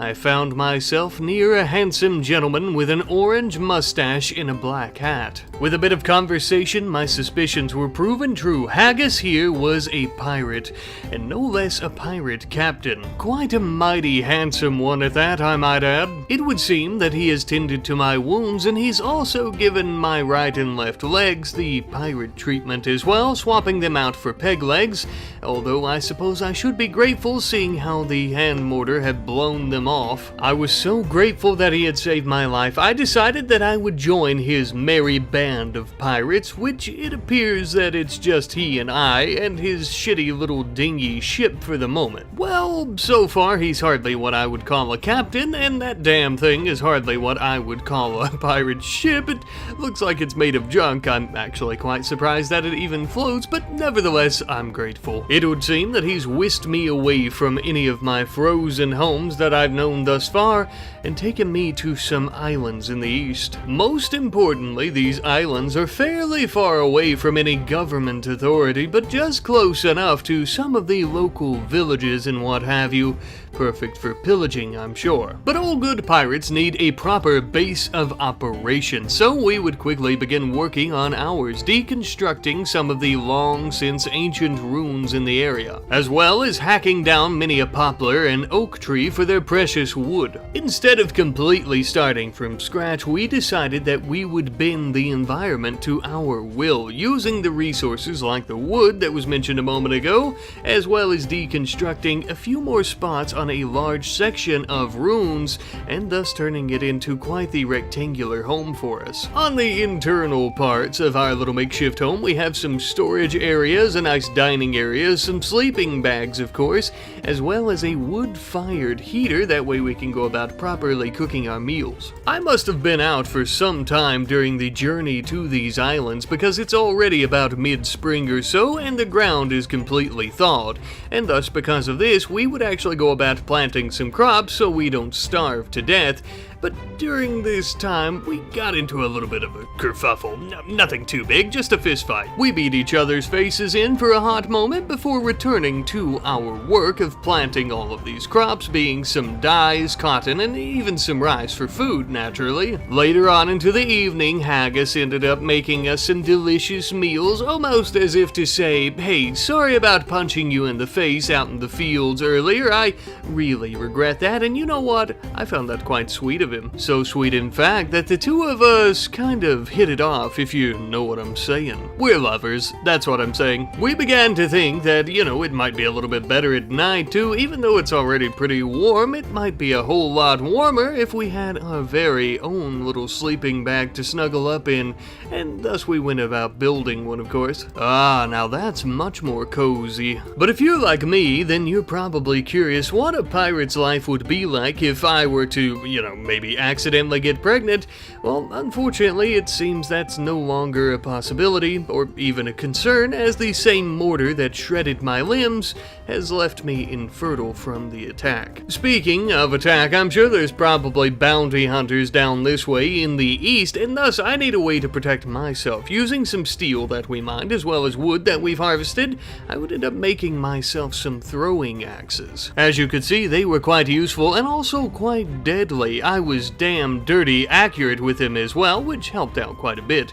Probably the best part about them, it was easy to refuel my pouch, as it only required a few bits and bobs of steel. For many a day as the sun would rise and set, and as a large wildfire had burned across these lands of this island before the rain came and put it out, we were spending our time working on our new home and also collecting plenty of resources like leathers and steel and wood and yada yada yada. All this is simply a prerequisite for me to just tell you about how I ended up making myself a large hatchet, a nice little sack to carry items around, and also a nice little cloak for myself to give myself a different look. By this point, we'd also had a good yield or two from our fields, thus giving us plenty of rice, a little bit of cotton, and also plenty of dyes, which is most important because we would actually begin utilizing those dyes to dye our clothing black, white, and a little bit of gray. The colors seem quite fitting and only natural given our new current occupation.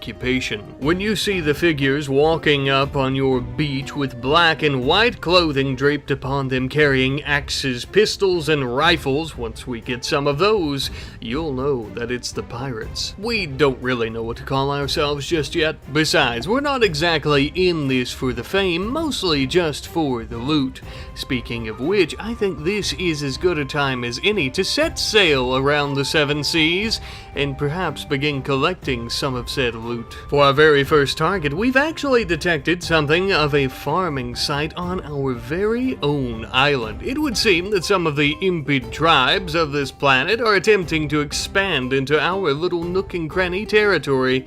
We can't allow that. Given the quality of our ship, the sailing would take a few days, unfortunately, but we did finally arrive, and it was quite a small farming site. In terms of numbers, it would also seem that we are evenly matched. Two farmers versus two pirates, but perhaps the best part is that our Haggis is carrying a flintlock pistol, and these farmers only appear to have melee weapons. For whatever reason, though, the farmers themselves are not actually impids, which does mean we could burn them alive if we wanted to. We began engaging with one of the first farmers, who was wielding a hatchet and running right for us.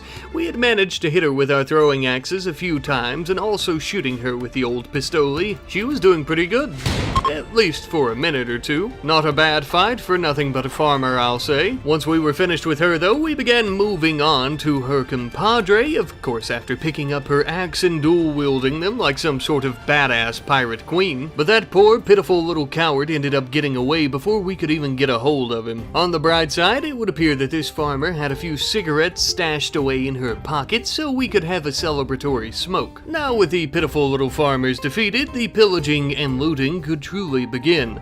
We began going building to building, looking around for any useful items, and all we really found was some corn. That being said, though, we are quite resourceful, and thus we decided to take apart some of their cloth sleeping bags for a little bit of a project. Fastening the two bedrolls together with some twine onto some hardy hickory sticks, we made ourselves a proper flag, sure to strike fear into the hearts of those we pillage. Who knows, with something as intimidating as this flag, they might even just give up their goods right away without a fight. But only time shall tell, and for now it's time for us to go all the way back home with many of the things that we had taken, which, since there wasn't really much in terms of goods to be looted, we just took a little of everything that we could carry on the ship. For whatever reason, those farmers had some gibbet cages that were stuffed with corpses. Well, the corpses were no good, but we did end up taking the gibbet cages and began putting them around our home, hopefully to ward off anyone who's sneaking around in the area. We would also end up throwing together a little wooden flagpole for our beautiful, intimidating flag to hopefully have the exact same effect. Speaking of people creeping and lurking around our little hideout though, the leader of the Neanderthal tribes actually said they had a friend who wanted to learn about our culture, and if we let them stay for an extended period of time, they would give us a reward.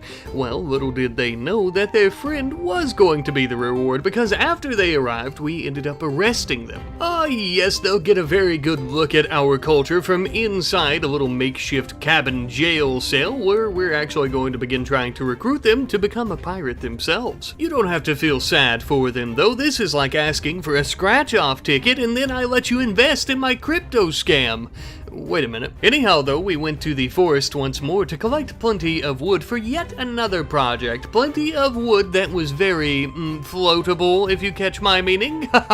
We're going to build a ship. After deconstructing our old scrap ship, we would end up building ourselves a nice wooden cog ship, which is not all that great, I'll say. It only has a spot for a helmsman, meaning that we can't have any more than one person on there. Although I don't plan on this being our primary ship, we just need something a bit faster right now if the shit hits the fan. We're actually going to be building our flagship in just a little bit. But for now, this one does need a name, and we are going to be naming it the Tailed Clam. Not for any particular reason, I just sort of liked it. For our flagship, we're going to need to do some research, so we're going to need to collect the materials to build a research bench once more, as we're running low currently. But while we were doing so, we had a wanderer, a cave builder, offering to join us by the name of Ripley. And since beggars, or in this case pirates, can't be choosers, we would allow her to join us, which I was quite glad about, if even just to get that beautiful blunderbuss out of her hands, if nothing else. After a bit of conversation and further inspection, I believe that she would be perfect for our merry band of pirates here. She seemed a bit rough and tough herself already. She had quite a few painful looking stab and scratch scars, meaning that she's seen some combat in her day, and also meaning that she's tough as nails, no doubt. As our little pirate crew begins to expand, it's time for us to actually begin making some proper housing for them, so we began building Ripley her own little cabin with her own cloth bedrobe, all the stuff that she would need, you know what I'm saying. But as we were constructing this cabin, we received notification that our Neanderthal prisoner was trying to get out of her cell, and that was no bueno. Ripley, eager to prove herself, was the first to meet our prisoner out into the battlefield, shooting her several times with her blunderbuss and smacking her over the head with a bottle even. After a bit more negotiating and deliberating, well, we ended up killing her by accident. Whoopsie. It looks like we made an enemy out of the Neanderthals and their chieftain for nothing, but at least we have Ripley now. And we also know that she's a really good shot, think about that. Plus, now we finally get some use out of these gibbet cages, so you know what, it's all part of the plan, baby. After that, we also began improving upon Ms. and Haggis's room together. That way they have some better flooring, they have some actual walls around it so that it is a proper bedroom, and they have all the other amenities, a dresser, end tables, you know, all that stuff. However, the renovation of their bedroom seemed to be a little bit too stressful for them, as when Haggis went to propose to Ms., she ended up declining his offer. There was no reason cited either, which is a bit of a slight towards Haggis, I'm sure, and he's going to be quite unhappy about this, unfortunately. Now that we finally have someone who is quite skilled with research in the form of Ripley, we would end up up building ourselves a small research table so that she could do her work efficiently, with a nice little chair and filing cabinet to go along with it. Now you might be thinking, what in the name of the Lord would pirates need to research? Well, my friends, we're going to begin with the research of latent sails. This will essentially teach us how to make many different items that will allow us to create many different types of ships. In particular, we are interested in a caravel. This, however, will take some time, and while Ripley is working her fingers and eyes to the bone, if eyes had bones, for our new flagship, it would seem that the Neanderthals are up to no good. In the late evening hours near some small hills, we had them plotting against us. Given the strength but the lack of intelligence for Neanderthals, we thought it would be best to attack them preemptively, which at the beginning seemed to be a pretty good idea. As we were firing at them, they actually began to run back to their planning area like a bunch of fools. At first, they seemed quite confused, but they were still tough as shit. They had knocked Miz down to the ground, and Haggis would have to come to her rescue as Ripley was firing at them with her blunderbuss. Eventually, Haggis too would hit the ground, and Ripley was the only one left standing. But thankfully, that also meant that the Neanderthals were crawling away for their lives. Most of them were burning alive as well, except for one who we began tending to his wounds, and we would actually take him back to attempt to recruit him. Thankfully, we had no issue recovering from our wounds because the majority of the Neanderthals were using things like clubs that only really bruised us and cracked a few bones, nothing too big. And in the end, we ended up getting some nice yard decor as well, so definitely worth it. A little bit of time later, and we finally finished our extensive research into latent cells. I may have called it latent cells earlier, whatever, we ended up finishing it, and now with that research completed, we could begin making the specific types of sails, our sailing instruments, and everything else that we needed to make our very first caravel. As you can see, this particular caravel not only has our standard issued flag that we've been hauling around with us, but it also has a few cannons on the side, which will come into play later. For the name of this ship, I would end up giving it the name of the Gothic Oyster because, well, again, I just kind of liked it. With some time, we would also end up recruiting the one known as Rat, the Neanderthal that we had recently taken prisoner, and began our recruitment attempts.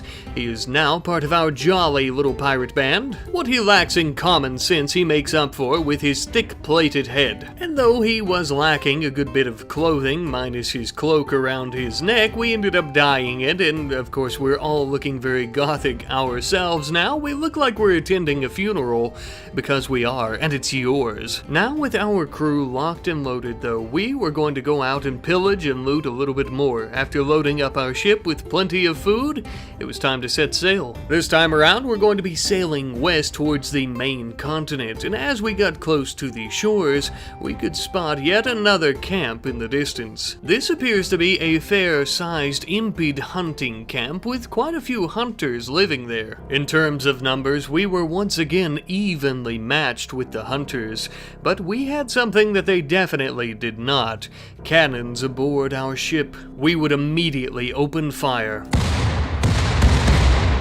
The cannons weren't exactly completely accurate, so we would have to bombard the town for several hours that night, and I do mean several hours. Occasionally, we were getting quite lucky with our shots though, managing to cripple up a few of their members. With the heavy lifting out of the way, it was time for us to get off of our ship and begin attacking them on foot.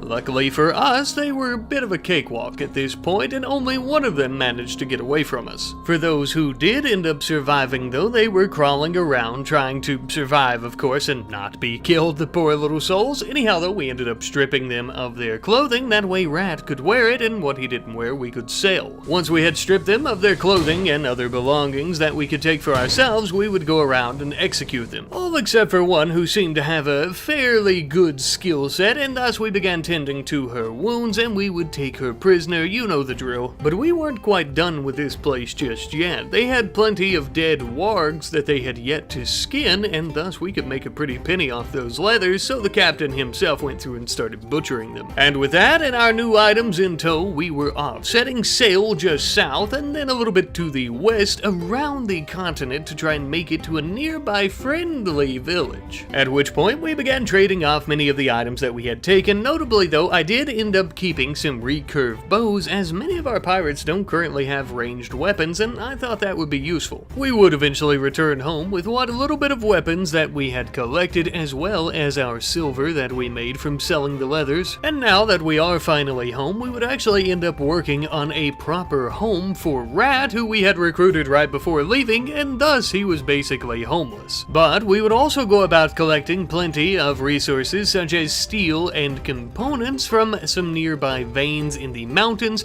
and the reason that we needed these particular resources is because we were going to begin making some more sailing equipment, as well as some mast and ropes and things like that we would actually use to go about building more caravels. In particular, only a couple new ones added on to our fleet. With how well we did with our first on its maiden voyage, imagine if we had an entire fleet of these ships. We could probably rival the power of even the royal forces, assuming they don't bring their navy as well. As for our red caravel, which I do plan on being the flagship of the entire fleet and also the home ship of the Captain Haggis himself, it is actually going to be renamed to the Red Maiden, given its particular color. And as for our other new caravel, we're going to be naming it the Cryptic Creeper, as it has a color that is in between a ghostly white and a darker looking gray, meaning that especially in the dark, but through the fog, it is going to be extremely undetectable. Ripley also renamed a beer bottle that she's been using as a weapon for quite some time to terrorism.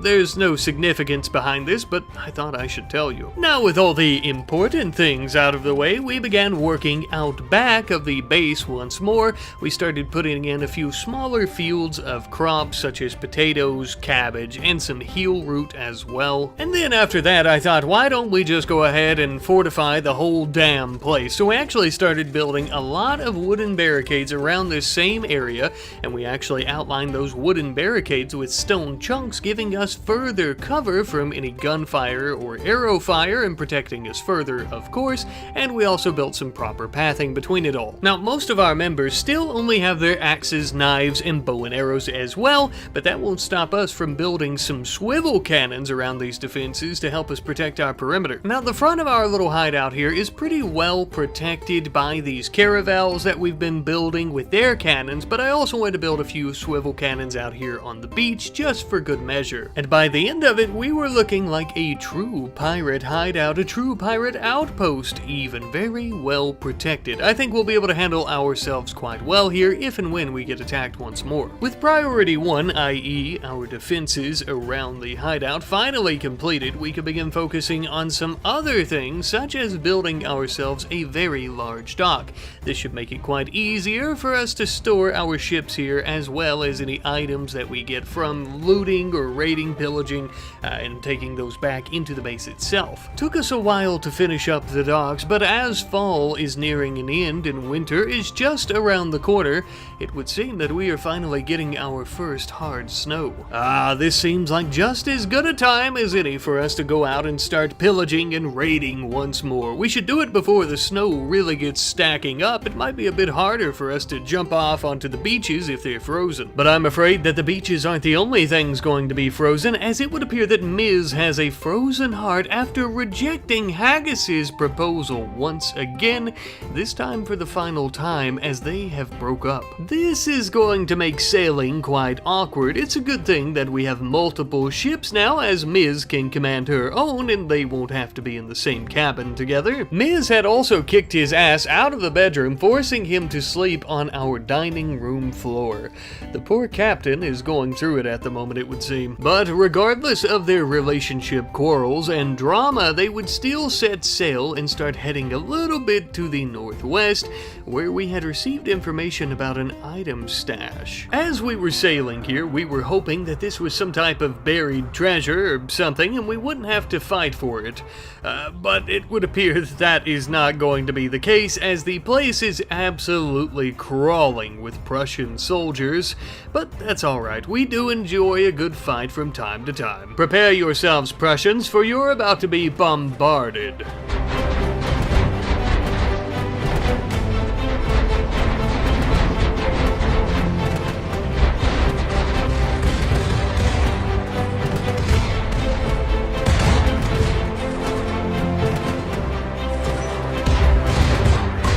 Well, I think that did the trick, although we did end up completely destroying the item stash, I notice, as they're all fleeing. Oh well, you do have to break a few eggs to make an omelet, as they say. Besides, it looks like the rifles, grenades, and every other weapon that was in there is intact still, for the most part at least. I don't really know how many we lost, but we still have quite a few left. As you may have noticed, we had also stripped the few remaining living Prussian soldiers that were here of their gear, that way we could take it and sell it or use it ourselves, and we plan on leaving them here to freeze to death while naked. We began making our way south towards the village that we've been trading with thus far. It is a village, but also something of an outpost. But if you think we're here to sell them goods, you are sadly mistaken. I'm afraid that we are here to pillage and loot. The reason I bring up that this village is more of an outpost is because it is heavily guarded. As we've seen with recent events like at the item stash, that's not really an issue for us with our cannons on our caravels.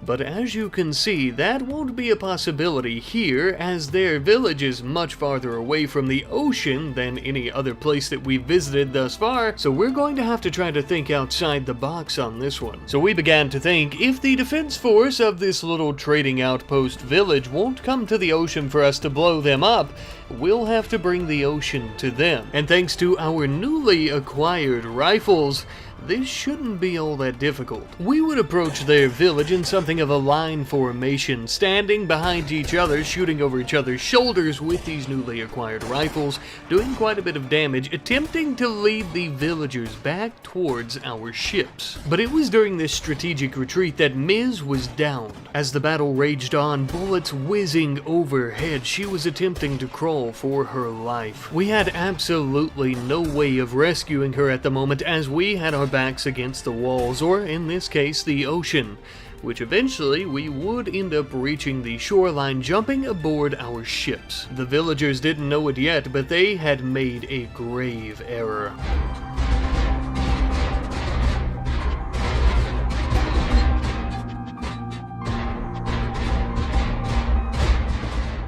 After blasting the absolute shit out of them, the only thing that they could do, the smartest choice available to them, was for them to flee their little home here, leaving it to us. We had rushed to Ms. to begin tending to her wounds. By this point, close calls with death is becoming quite commonplace for her, it would seem, but luckily she wouldn't die this time either. With that taken care of, the only thing left for us to do now would be to go building to building, looking for any more villagers that we might be able to capture and sell, or also take all their goodies. Most notably, we would end up finding an exquisite plasteel axe that is sure to be worth a pretty penny, as well as 622 pieces of silver. Once we had finally loaded everyone and everything back up into the ships, it was time for us to make the very long journey all the way back home. This journey, sailing these 7 seas to the item stash, to the village, and then all the way back home, would carry us from late fall into about late winter, as sailing can take a very long time. Nevertheless, after arriving, it was time for us to finally get comfortable in some warm bedrolls instead of the shitty ones that are aboard the cabins of the ships,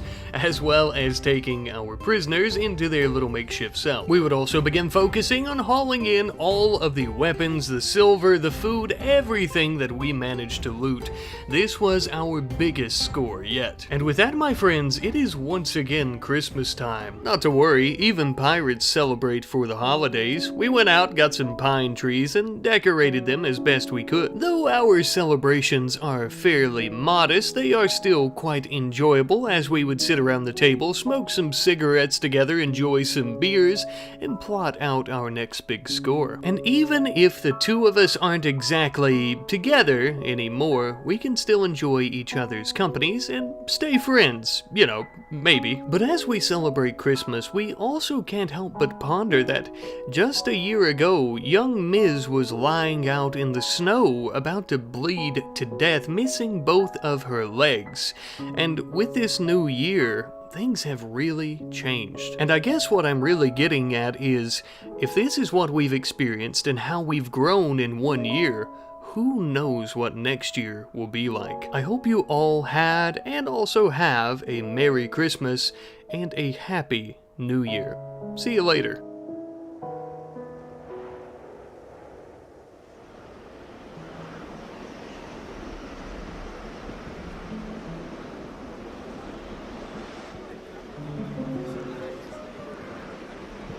It's Christmas Day, and the pirates of this island seem to be celebrating inside, away from the frigid, icy air of winter. Good for them. That's exactly what we were hoping for. It'll definitely make traversing their dangerous territory here much easier if they're inside partying where they don't even notice. Who are we, you might ask?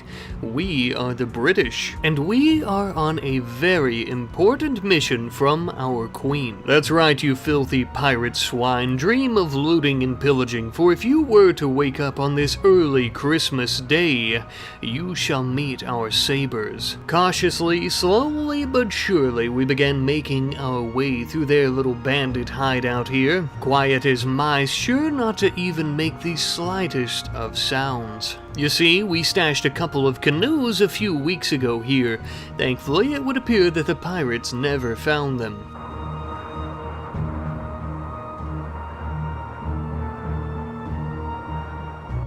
We're traveling to a nearby, very small, unincorporated island. You see, our queen is expanding her empire, and with it, that also means that we must partake and do her bidding. This small island will be absolutely perfect for what we need. Beautiful scenery and fertile grounds. Perfect for farming a few delectable cash crops such as tea leaves, eh? Upon this rock we shall build our tea farm, nay, our tea company and or tea empire. Just one little problem. After all that traveling, we are starving. Quite literally, we need food immediately. Lucky for us, this island appears to be quite fruitful, not only in fruit, but also in local wildlife like some beautiful honey badgers that I'm sure will taste absolutely delicious over a nice campfire. You may also notice that two of our soldiers got into a bit of a fist fight there as we were constructing our campfire. Not to worry, as I can promise you they have the queen and the empire's best interest at heart. Just a bit of playful roughhousing, I'm sure. Now that that quarrel has been resolved though, let us begin tearing down the ruins of some ancient civilization. That way we can build ourselves a few little wooden cabins. Nothing too fancy, although we are building some fine walls. That way their beauty stats are quite high and we don't go completely bonkers out here insane on this island by ourselves, of course. Besides, eating nothing but badger meat and berries can make a fella do some crazy things. After completing our fine and lavish cabins, or at least that's what I suppose you could call it, we began on our actual tea farm itself. We're going to begin building our structures centered around the tea farm, as it is going to be right slap dab in the middle of our little village here. As you could imagine, building a tea empire does mean that tea plants are going to be quite important to us, and thus we need to have it somewhere that we won't have enemies coming and burning all of our crops without us even being able to notice or put them out in time. And thus why it's going to be within such close proximity to our sleeping quarters. Spring has sprung and the ground is finally thawed out, allowing us to actually begin planting planting all of our tea leaves. Ah, and so it begins. Now the hard part is finished planting all of the tea leaves. Now the easy part begins, sitting around tending to the crops as they begin growing. Truly though, I would say the hardest part was trying to think of a name that would fit our new tea company, but given our location, I decided to go with the Blistered Isle Tea Company. The sun here on this island is quite scorching, and one might even say blistering, so it felt quite fitting. Not to worry though, for tea leaves were not the only things that we were growing. We had to focus on ourselves at least a little bit by planting some rice that we could eat once it was grown. Until then though, I suppose we'll have to continue surviving off a diet of berries and local little critters. But while all of our crops began growing, we needed to get ahead of something. We needed a place to store all of these crops, as well as all of our resources that we're going to be using to build our tea company itself and our little village here, and thus we began working on something of a warehouse. Now in the warehouse, you'll notice there's something of a dividing wall in the middle here, in between all of our shelves for storage. Not only is this a load-bearing wall for the very large roof above, but this is also so that we can remind ourselves that we're going to be storing resources on the right side, and specifically we're going to be storing our tea crop on the left side here. And yes, indeed, that does mean that we are going to have enough tea crop that it is going to be rivaling our normal everyday resources that we'll be using, so quite a bit. In the meantime though, speaking of collecting resources, it was time for us to chop down many a tree and remove many a rune for its stone blocks, of course. Reason being, we're going to begin utilizing said resources to create a nice little dining area for ourselves, as well as a kitchen where we can begin prepping proper meals. This will help us cook meals faster and better, and we'll also have a nicer place to eat them out, increasing morale. But not only that, a nice little dining room like this also has quite the social aspect to it. That way we can all meet up here in the mornings, have our breakfast, and get to know each other even better than we do now, increasing our moods, our happiness, and all that jazz, of course. But unfortunately, a little bit of time later, and it would seem that the French have detected our operations here on this island, as a small group of them have come to attack us. As these damn dirty bastards began to approach our newly founded village, we hid in some nearby hills and began firing at them. Things started heating up a bit when they started trying to stick their bayonets and their swords into our soft, squishy bellies. Thankfully though, it seems that one of these gentlemen forgot to equip his bayonet, and it was easy for us to come up behind him with the old blunderbuss and take his head off quite quickly. As for their remaining comrade, it would be easy for us to overwhelm her with the odds in our favor now. She would fall with one final gash of our saber to the back of her old noggin, eh? To our surprise though, she managed to survive taking our blade to the back of her skull, and though the gash was quite deep, we were able to patch it up fairly nicely, and we decided that we would actually take her as a prisoner instead of slaughtering her there on the ground. Given her particular skill set, we thought she might make for quite a nice tea farmer here, so that's why we didn't decide to kill her. Even though she is a French woman, maybe we could persuade her over to the right side, the British side, if you will. The winning side, and more importantly, the rich side, the one that's about to make all the money off these crops. I will say though, we did have her imprisoned in our warehouse for the time being, but this was no bueno since we were keeping a bunch of rifles, swords, and more importantly, our crops in there, which she could do something to, like burn, so we needed to figure something else out, and we did that in the form of a small makeshift jail that will come equipped with 3 cells, one large one for 2 prisoners, and then one large one on each side for 1 prisoner. You have eyes, you can see. Sorry, I'm over-explaining, I'm sure you know what a jail is. Turns out we wouldn't really even need to fix this little jail though, as Picard, the French woman, would end up joining us shortly thereafter we had finished it. Actually, I think it may have happened in between, I'm not really sure, as I'm a little bit too focused on her attire. We need to do something with that French uniform. Ah yes, strip down in the middle of the ocean and throw it into the crashing waves. That's the spirit, Picard, welcome aboard. But as we gaze into our fields, you may see some growing crops, but all we see are stacks upon piles of silver and gold, baby. Speaking of which, not too long after that, we finally began harvesting our very first yield of tea leaves, and we would waste absolutely no time getting all of these leaves hauled into our warehouse. Aside from our kitchen in our little dining room, we would also end up building a makeshift kitchen in the warehouse itself, not too far from where we're storing all these leaves, as you could imagine. That way we can make the brewing process for the tea that much easier. Not only were we quite tickled about this, but so will our queen bee as well, I'm sure, and just as well as all of the factions on this planet once they get their lips on our particular liquid commodity. But you have to test the product before you go about selling it, am I right? Now that's the good stuff. But now we have all this product and no way to get it off of this island other than our canoes, of course, which, as I'm sure you could probably guess, isn't going to be able to haul all of that much tea or even the leaves, even though they are quite lighter, and thus because of that we need some proper ships. We had built ourselves 2 beautiful caravel. We needed some proper fitting and also respectful names for them, so for our first I decided to give it the name of the HMS Yorkshire, as it reminded us of the terrier breed. And for our second we ended up naming it the HMS Mystic Oasis because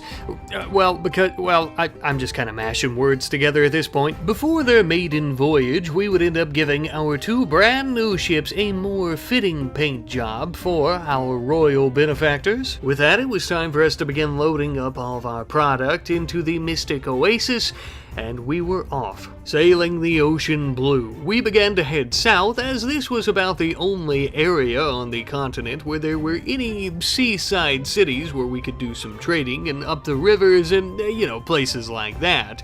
We did have a French settlement a little bit to the southwest of us, but we're not exactly friendly with the French, so that wouldn't help us. This journey will also take a very long time, so we'll check back in with the crew a little bit later. Back home, we would be tending to our fields and producing more of our scrumptious products. We would also end up making some pretty major improvements in our roadways around the village and around the farms as well. Obviously, this is nothing too fancy, and I won't bore you with some big long description. It's just simply some dirt pathing. I will say not only did this help us move around quite a bit faster though, but it would also help prevent vegetation from growing up around our fields that would need to be cleared out every so often. Just attempting to make as many improvements as possible to make the business run even smoother than it currently is. One of these many improvements being some proper docks by the ocean. Now that we actually have some proper ships, we do need a proper place to store them all, and having these docks is also going to make it quite easy to walk around the sides of the ships to load them up with our products. As we were working on our new docks, however, we had a kangaroo or so go a bit wild out in the forest and decide to try and kill us. It was hipping and hopping and jumping around, so much so that we actually found it quite hard to shoot it with our muskets. But as it got a bit closer and we could see the whites of its eyes, we shot and we ended up wounding the creature to the ground, where we could end up stabbing it and killing it, and now we'll turn it into a nice kangaroo parfait. With that threat neutralized from the forest, we could finally finish up our docks, and if I do say so myself, though they are quite small for the time being, I think that they are just what we needed for our ships. I believe the others will be quite tickled with him once they return from their trade mission. Speaking of which, by this point many a day had passed and they had finally arrived at the southern section of the continent, traveling just upriver a bit to do some trading with the Neanderthals. Now normally we British don't really like these Neanderthals all that much, but in this particular case we'll make an exception for some silver. Not only would we be making plenty of silver off the tribes and towns of the mainland, but back home as well. It would seem that our beloved monarch has also began sending some proper bulk goods traders to our little island here to collect all of the product that we've been creating, and in exchange they are giving us a handsome salary. With all this silver though, I began to wonder, surely there is a place where we can store all of this other than our warehouse, that way it's safe and sound and we can ensure no one could easily steal it. Well, turns out there's not, but on the contrary, we could begin cutting up plenty of stone chunks into stone blocks such as slate and marble, as it was the most abundant resource around us, and we would actually begin using these bricks that we're creating to build ourselves something of a bank. Using the old tried and true method of doubling up the stone walls, some wood flooring, and throwing down some wooden pallets to store all of our riches, as you've probably seen in many of my videos where I've ended up building a bank for our riches. It's common practice, and damn damn near every civilization by this point. It very easily holds what little bit of riches that we currently have. It also has plenty of room for what our trade mission should be bringing back, and what our future trade missions shall hold as well. Compared to the rest of the structures that we're building in our little village here, it is kind of something of an eyesore, I'll admit, but it doesn't have to be beautiful, it just has to be sturdy, strong, and structural. Checking back in on our trade mission, it would seem that they're almost finally home, although they are getting dangerously close to that pirate outpost on the main island. As the rain skewed our vision, we were becoming quite lost, getting a little bit too close to the island, and as the sun began to set, from the foggy night appeared a black sail, cutting the fog like a knife, creeping over the waves silently.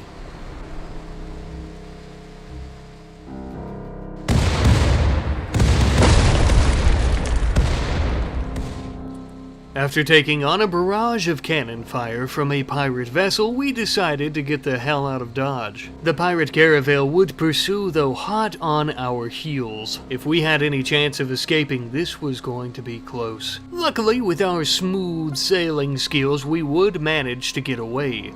But those pirates are going to be an issue for the future, no doubt. But I think it might be best if we decide to preemptively clear them out, if you catch my drift, or at the very least put some damn cannons on our very own ship so that we can fight back. But eventually we would finally return home thanks to our quick wits with sailing as well as the grace of God. Alice and Cecil quickly dumped all of our riches out onto the docks and hurried towards the village. As I'm sure you could guess, they were very eager to tell the others about their experience during their trade mission. To celebrate such a successful mission, as well as the fact that they didn't get blown to bits, Thompson decided to throw something of a soiree in the dining room. And of course, this little party was quite a banger. Here's to not being into 60 different pieces and also still being alive. Hell yeah. With them returning home though, we decided, now with the extra manpower, this would be an ample opportunity to go about building a new structure before our next trade mission.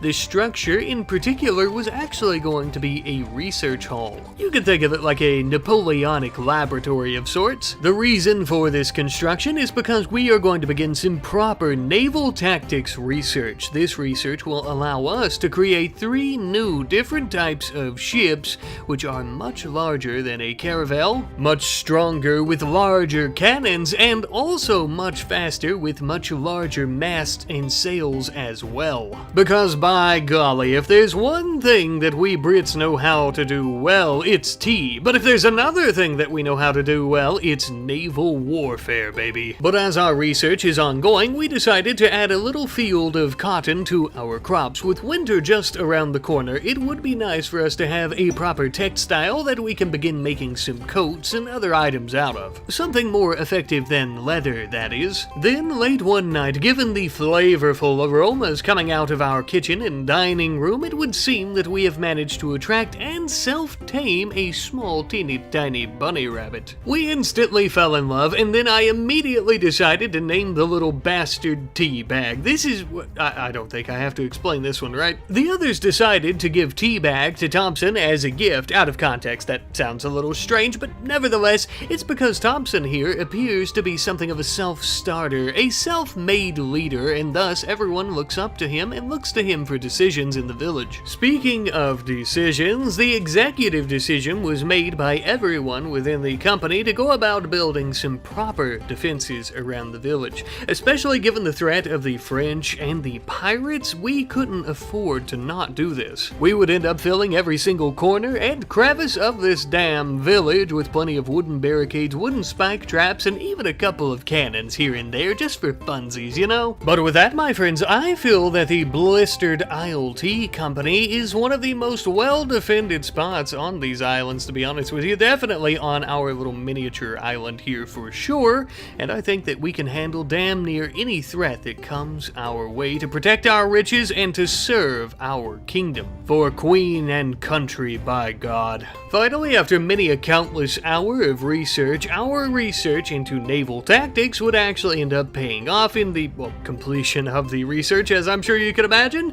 We wasted no time tearing apart our old vessels to make room for the new. Now, I do realize that it may seem a bit wasteful to go about deconstructing two perfectly good ships just to make room for some new, larger ones, but on the contrary, my friends, we would actually use the resources from our two old caravels to rebuild into a brand new vessel. With the combined resources from them both, we would end up creating our very first frigate. Now that is a proper British ship, if I do say so myself. Quite large, quite beautiful, and even quite powerful, bolstering several cannons on both the port and starboard sides. This is a ship to be reckoned with. But what to name it, you may ask? Well, I thought the only fitting name for it would be the HMS Mystic Yorkshire, since it is built out of a combination of resources from our two old caravels. It was either that or the HMS Frankenstein, and it just didn't roll off the tongue quite as well. By this point as well, the Prussian Empire had caught wind of our profitable company here and decided to begin sending their own trade caravans, to which we would sell them plenty of tea and tea leaves to make on their own time, and we made a shit ton of money, and I do indeed mean a shit ton. We would also end up purchasing a few other things like some stallions to ride into battle and also to ride around the village. We also purchased a few other things such as their chocolates, their finely woven rugs, and their finely woven apparel as well. Now, naturally, of course, we would also need a safe place to store our prancing ponies, so we quickly threw together a nice little field for them here that is encompassed in a wooden fence so they can't escape and roam off. I will say though, we hadn't planned on having any animals here at the tea company, so I think we're going to have to try to feed them some leftover tea leaves throughout winter because, well, we don't have any hay grass. But at the moment we have a few other priorities that we need to deal with, like the fact that there's a group of French folks who are coming to try to disembowel us. Funny enough though, we already had some reinforcements in the form of a British bulk goods trader. They, just as ourselves, were ready and able to defend Her Majesty's company with our lives. And that's exactly why, as the battle roared to life, we ran in to jump onto the backs of our stallions and our mare, of course, to ride into battle. Glorious battle. What happens next will only be determined by the creator himself and our battle prowess. We would quickly come to the aid of our fellow countrymen, firing at all the French soldiers within our vicinity, bullets whizzing by their heads and by our own. After managing to kill one of the chaps with our muskets, we decided to take a closer approach to the other. An approach that was so close, in fact, that Thompson decided to stick his saber right in the old lad's gullet, killing him damn near instantly. Along with the assistance of our allies, we would manage to push the remaining French soldiers out of our territory. And with that, my friends, our company was safe, our riches were safe, our products were safe, and this battle was ours. We would try to help out our fellow man as much as possible here, but as for the French, most of them would end up dying, either by our blades or by the elements. All except for one here who had a pretty decent skill set, and thus we decided to imprison them and begin recruiting him, of course. He'll make a great addition to the company and thus to our village, but something else that would make a great addition to the village now that the snow is finally beginning to fall and things are getting quite a bit colder would be some proper tail cap hats as well as some frock coats to keep us nice and snuggly warm. Most of these coats were simply made out of some plain leather and also some cloth that we had managed to grow just before the snow started falling and killing all of our cotton plants. But for example, here you may notice that Picard actually has a red soldier's coat on. And now this is just cloth, but you know, Picard's really proven herself to us, and thus I thought it would be okay for her to go about donning the old red coat, simply showing our gratitude to her, but also her loyalty to us. You may also notice that Thompson here is adorning some more elegant improved apparel to distinguish himself from the other soldiers. You could say that he's become something of a self-appointed magistrate here. With the icy grips of winter finally sinking into the company, the only thing that we could really do now was to go about harvesting as many tea leaves as humanly possible before the cold ended up killing them off, and then we would haul them into the warehouse where we would then begin turning them and brewing them into tea properly. I think it goes without saying, but I'll say it anyhow, we're not going to be able to go about growing any more leaves during winter, and realistically the only thing we can do is either sit around here at the company and twiddle our thumbs in the village, or we can load up our ship and do some trading. I think we'll take the latter. Thankfully, before we began our little frozen trade mission for winter though, we finally recruited the Frenchman that we had taken into our prison, who I'm going to refer to as Lim because I probably can't pronounce that name, but this also means that we won't have to leave someone behind to tend to him and we'll actually be able to take him with us. After collecting many more resources, we would also finally build ourselves a secondary frigate. Now, of course, we don't need the cargo capacity of both frigates to carry all the tea, as they can haul quite a bit, just one of them, of course, but the second one would solely be for defensive purposes of the first. This may also confuse any pirates who are wondering which one of the two frigates is actually carrying all the goods and silver. We would slap a nice coat of paint on this one, giving it a bit of a lighter color, and we also came up with an interesting name. This ship is going to be known as the HMS Dodgy Bloke. Oh man, I really am running out of name ideas, aren't I? But either way, regardless of the naming, it was time for us to set sail once more with both of our frigates and our cargo in tow, and that way we could go about doing trading with the Neanderthals, the other tribes, the friendly tribes, the Prussians, really anyone and everyone that we came into contact with that wanted a good old sip of tea, except for the French, of course. And once again, during this trade mission, we would make a vast fortune, much more than we had on our very first trade mission. Ah, how we look forward to stuffing our bank full of our newly found riches and profits. But before we do that, as we were making our way home, we thought it might be a good idea to go ahead and deal with our little pirate problem before it became a much larger nuisance to us. Christmas Day. To think, a year ago on the dot today, we were sneaking around this exact same outpost hoping to not get caught. Ah, how the tables have turned. No doubt the pirates are in there partying their little asses off. Some of them might even be so drunk that they're vomiting. The perfect opportunity for a sneak attack. As we prepared our cannons, we also prepped the ships of the pirates, unknowing to them of course, for demolition.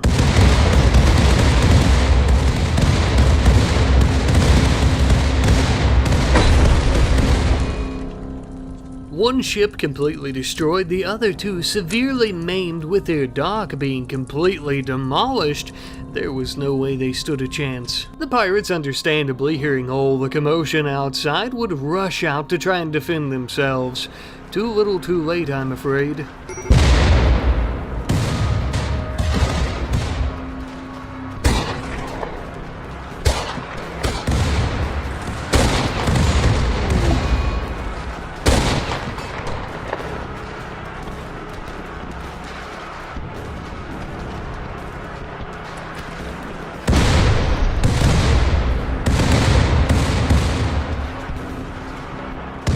Well, this is definitely going to be one Christmas that we won't soon forget.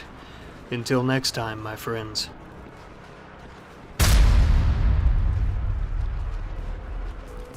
Whoa, Nelly, hold your horses there, friends. Before we go today, I want to share with you one of the many different works of art that our good friend on Discord, Ken King, has been sharing for all of our series, but in particular for this Christmas mini-series, which isn't exactly a Christmas mini-series anymore, but nevertheless. We have some great art of Ms. here in the style of a rat, of course, which is very fitting, with her also saying that, "I'm afraid you can never tame me, Haggis," of course in reference to Haggis's many attempts of proposal, which of course she would completely reject each and every time. She's just an independent, impid woman, baby, and that's all that you're ever gonna get out of her. We love a boss babe around these parts, and we also love some awesome artwork of said boss babe, of course, as well. So thank you very much once again, Ken King, and thank you all for watching today's episode. I love you guys. I will see you all next time.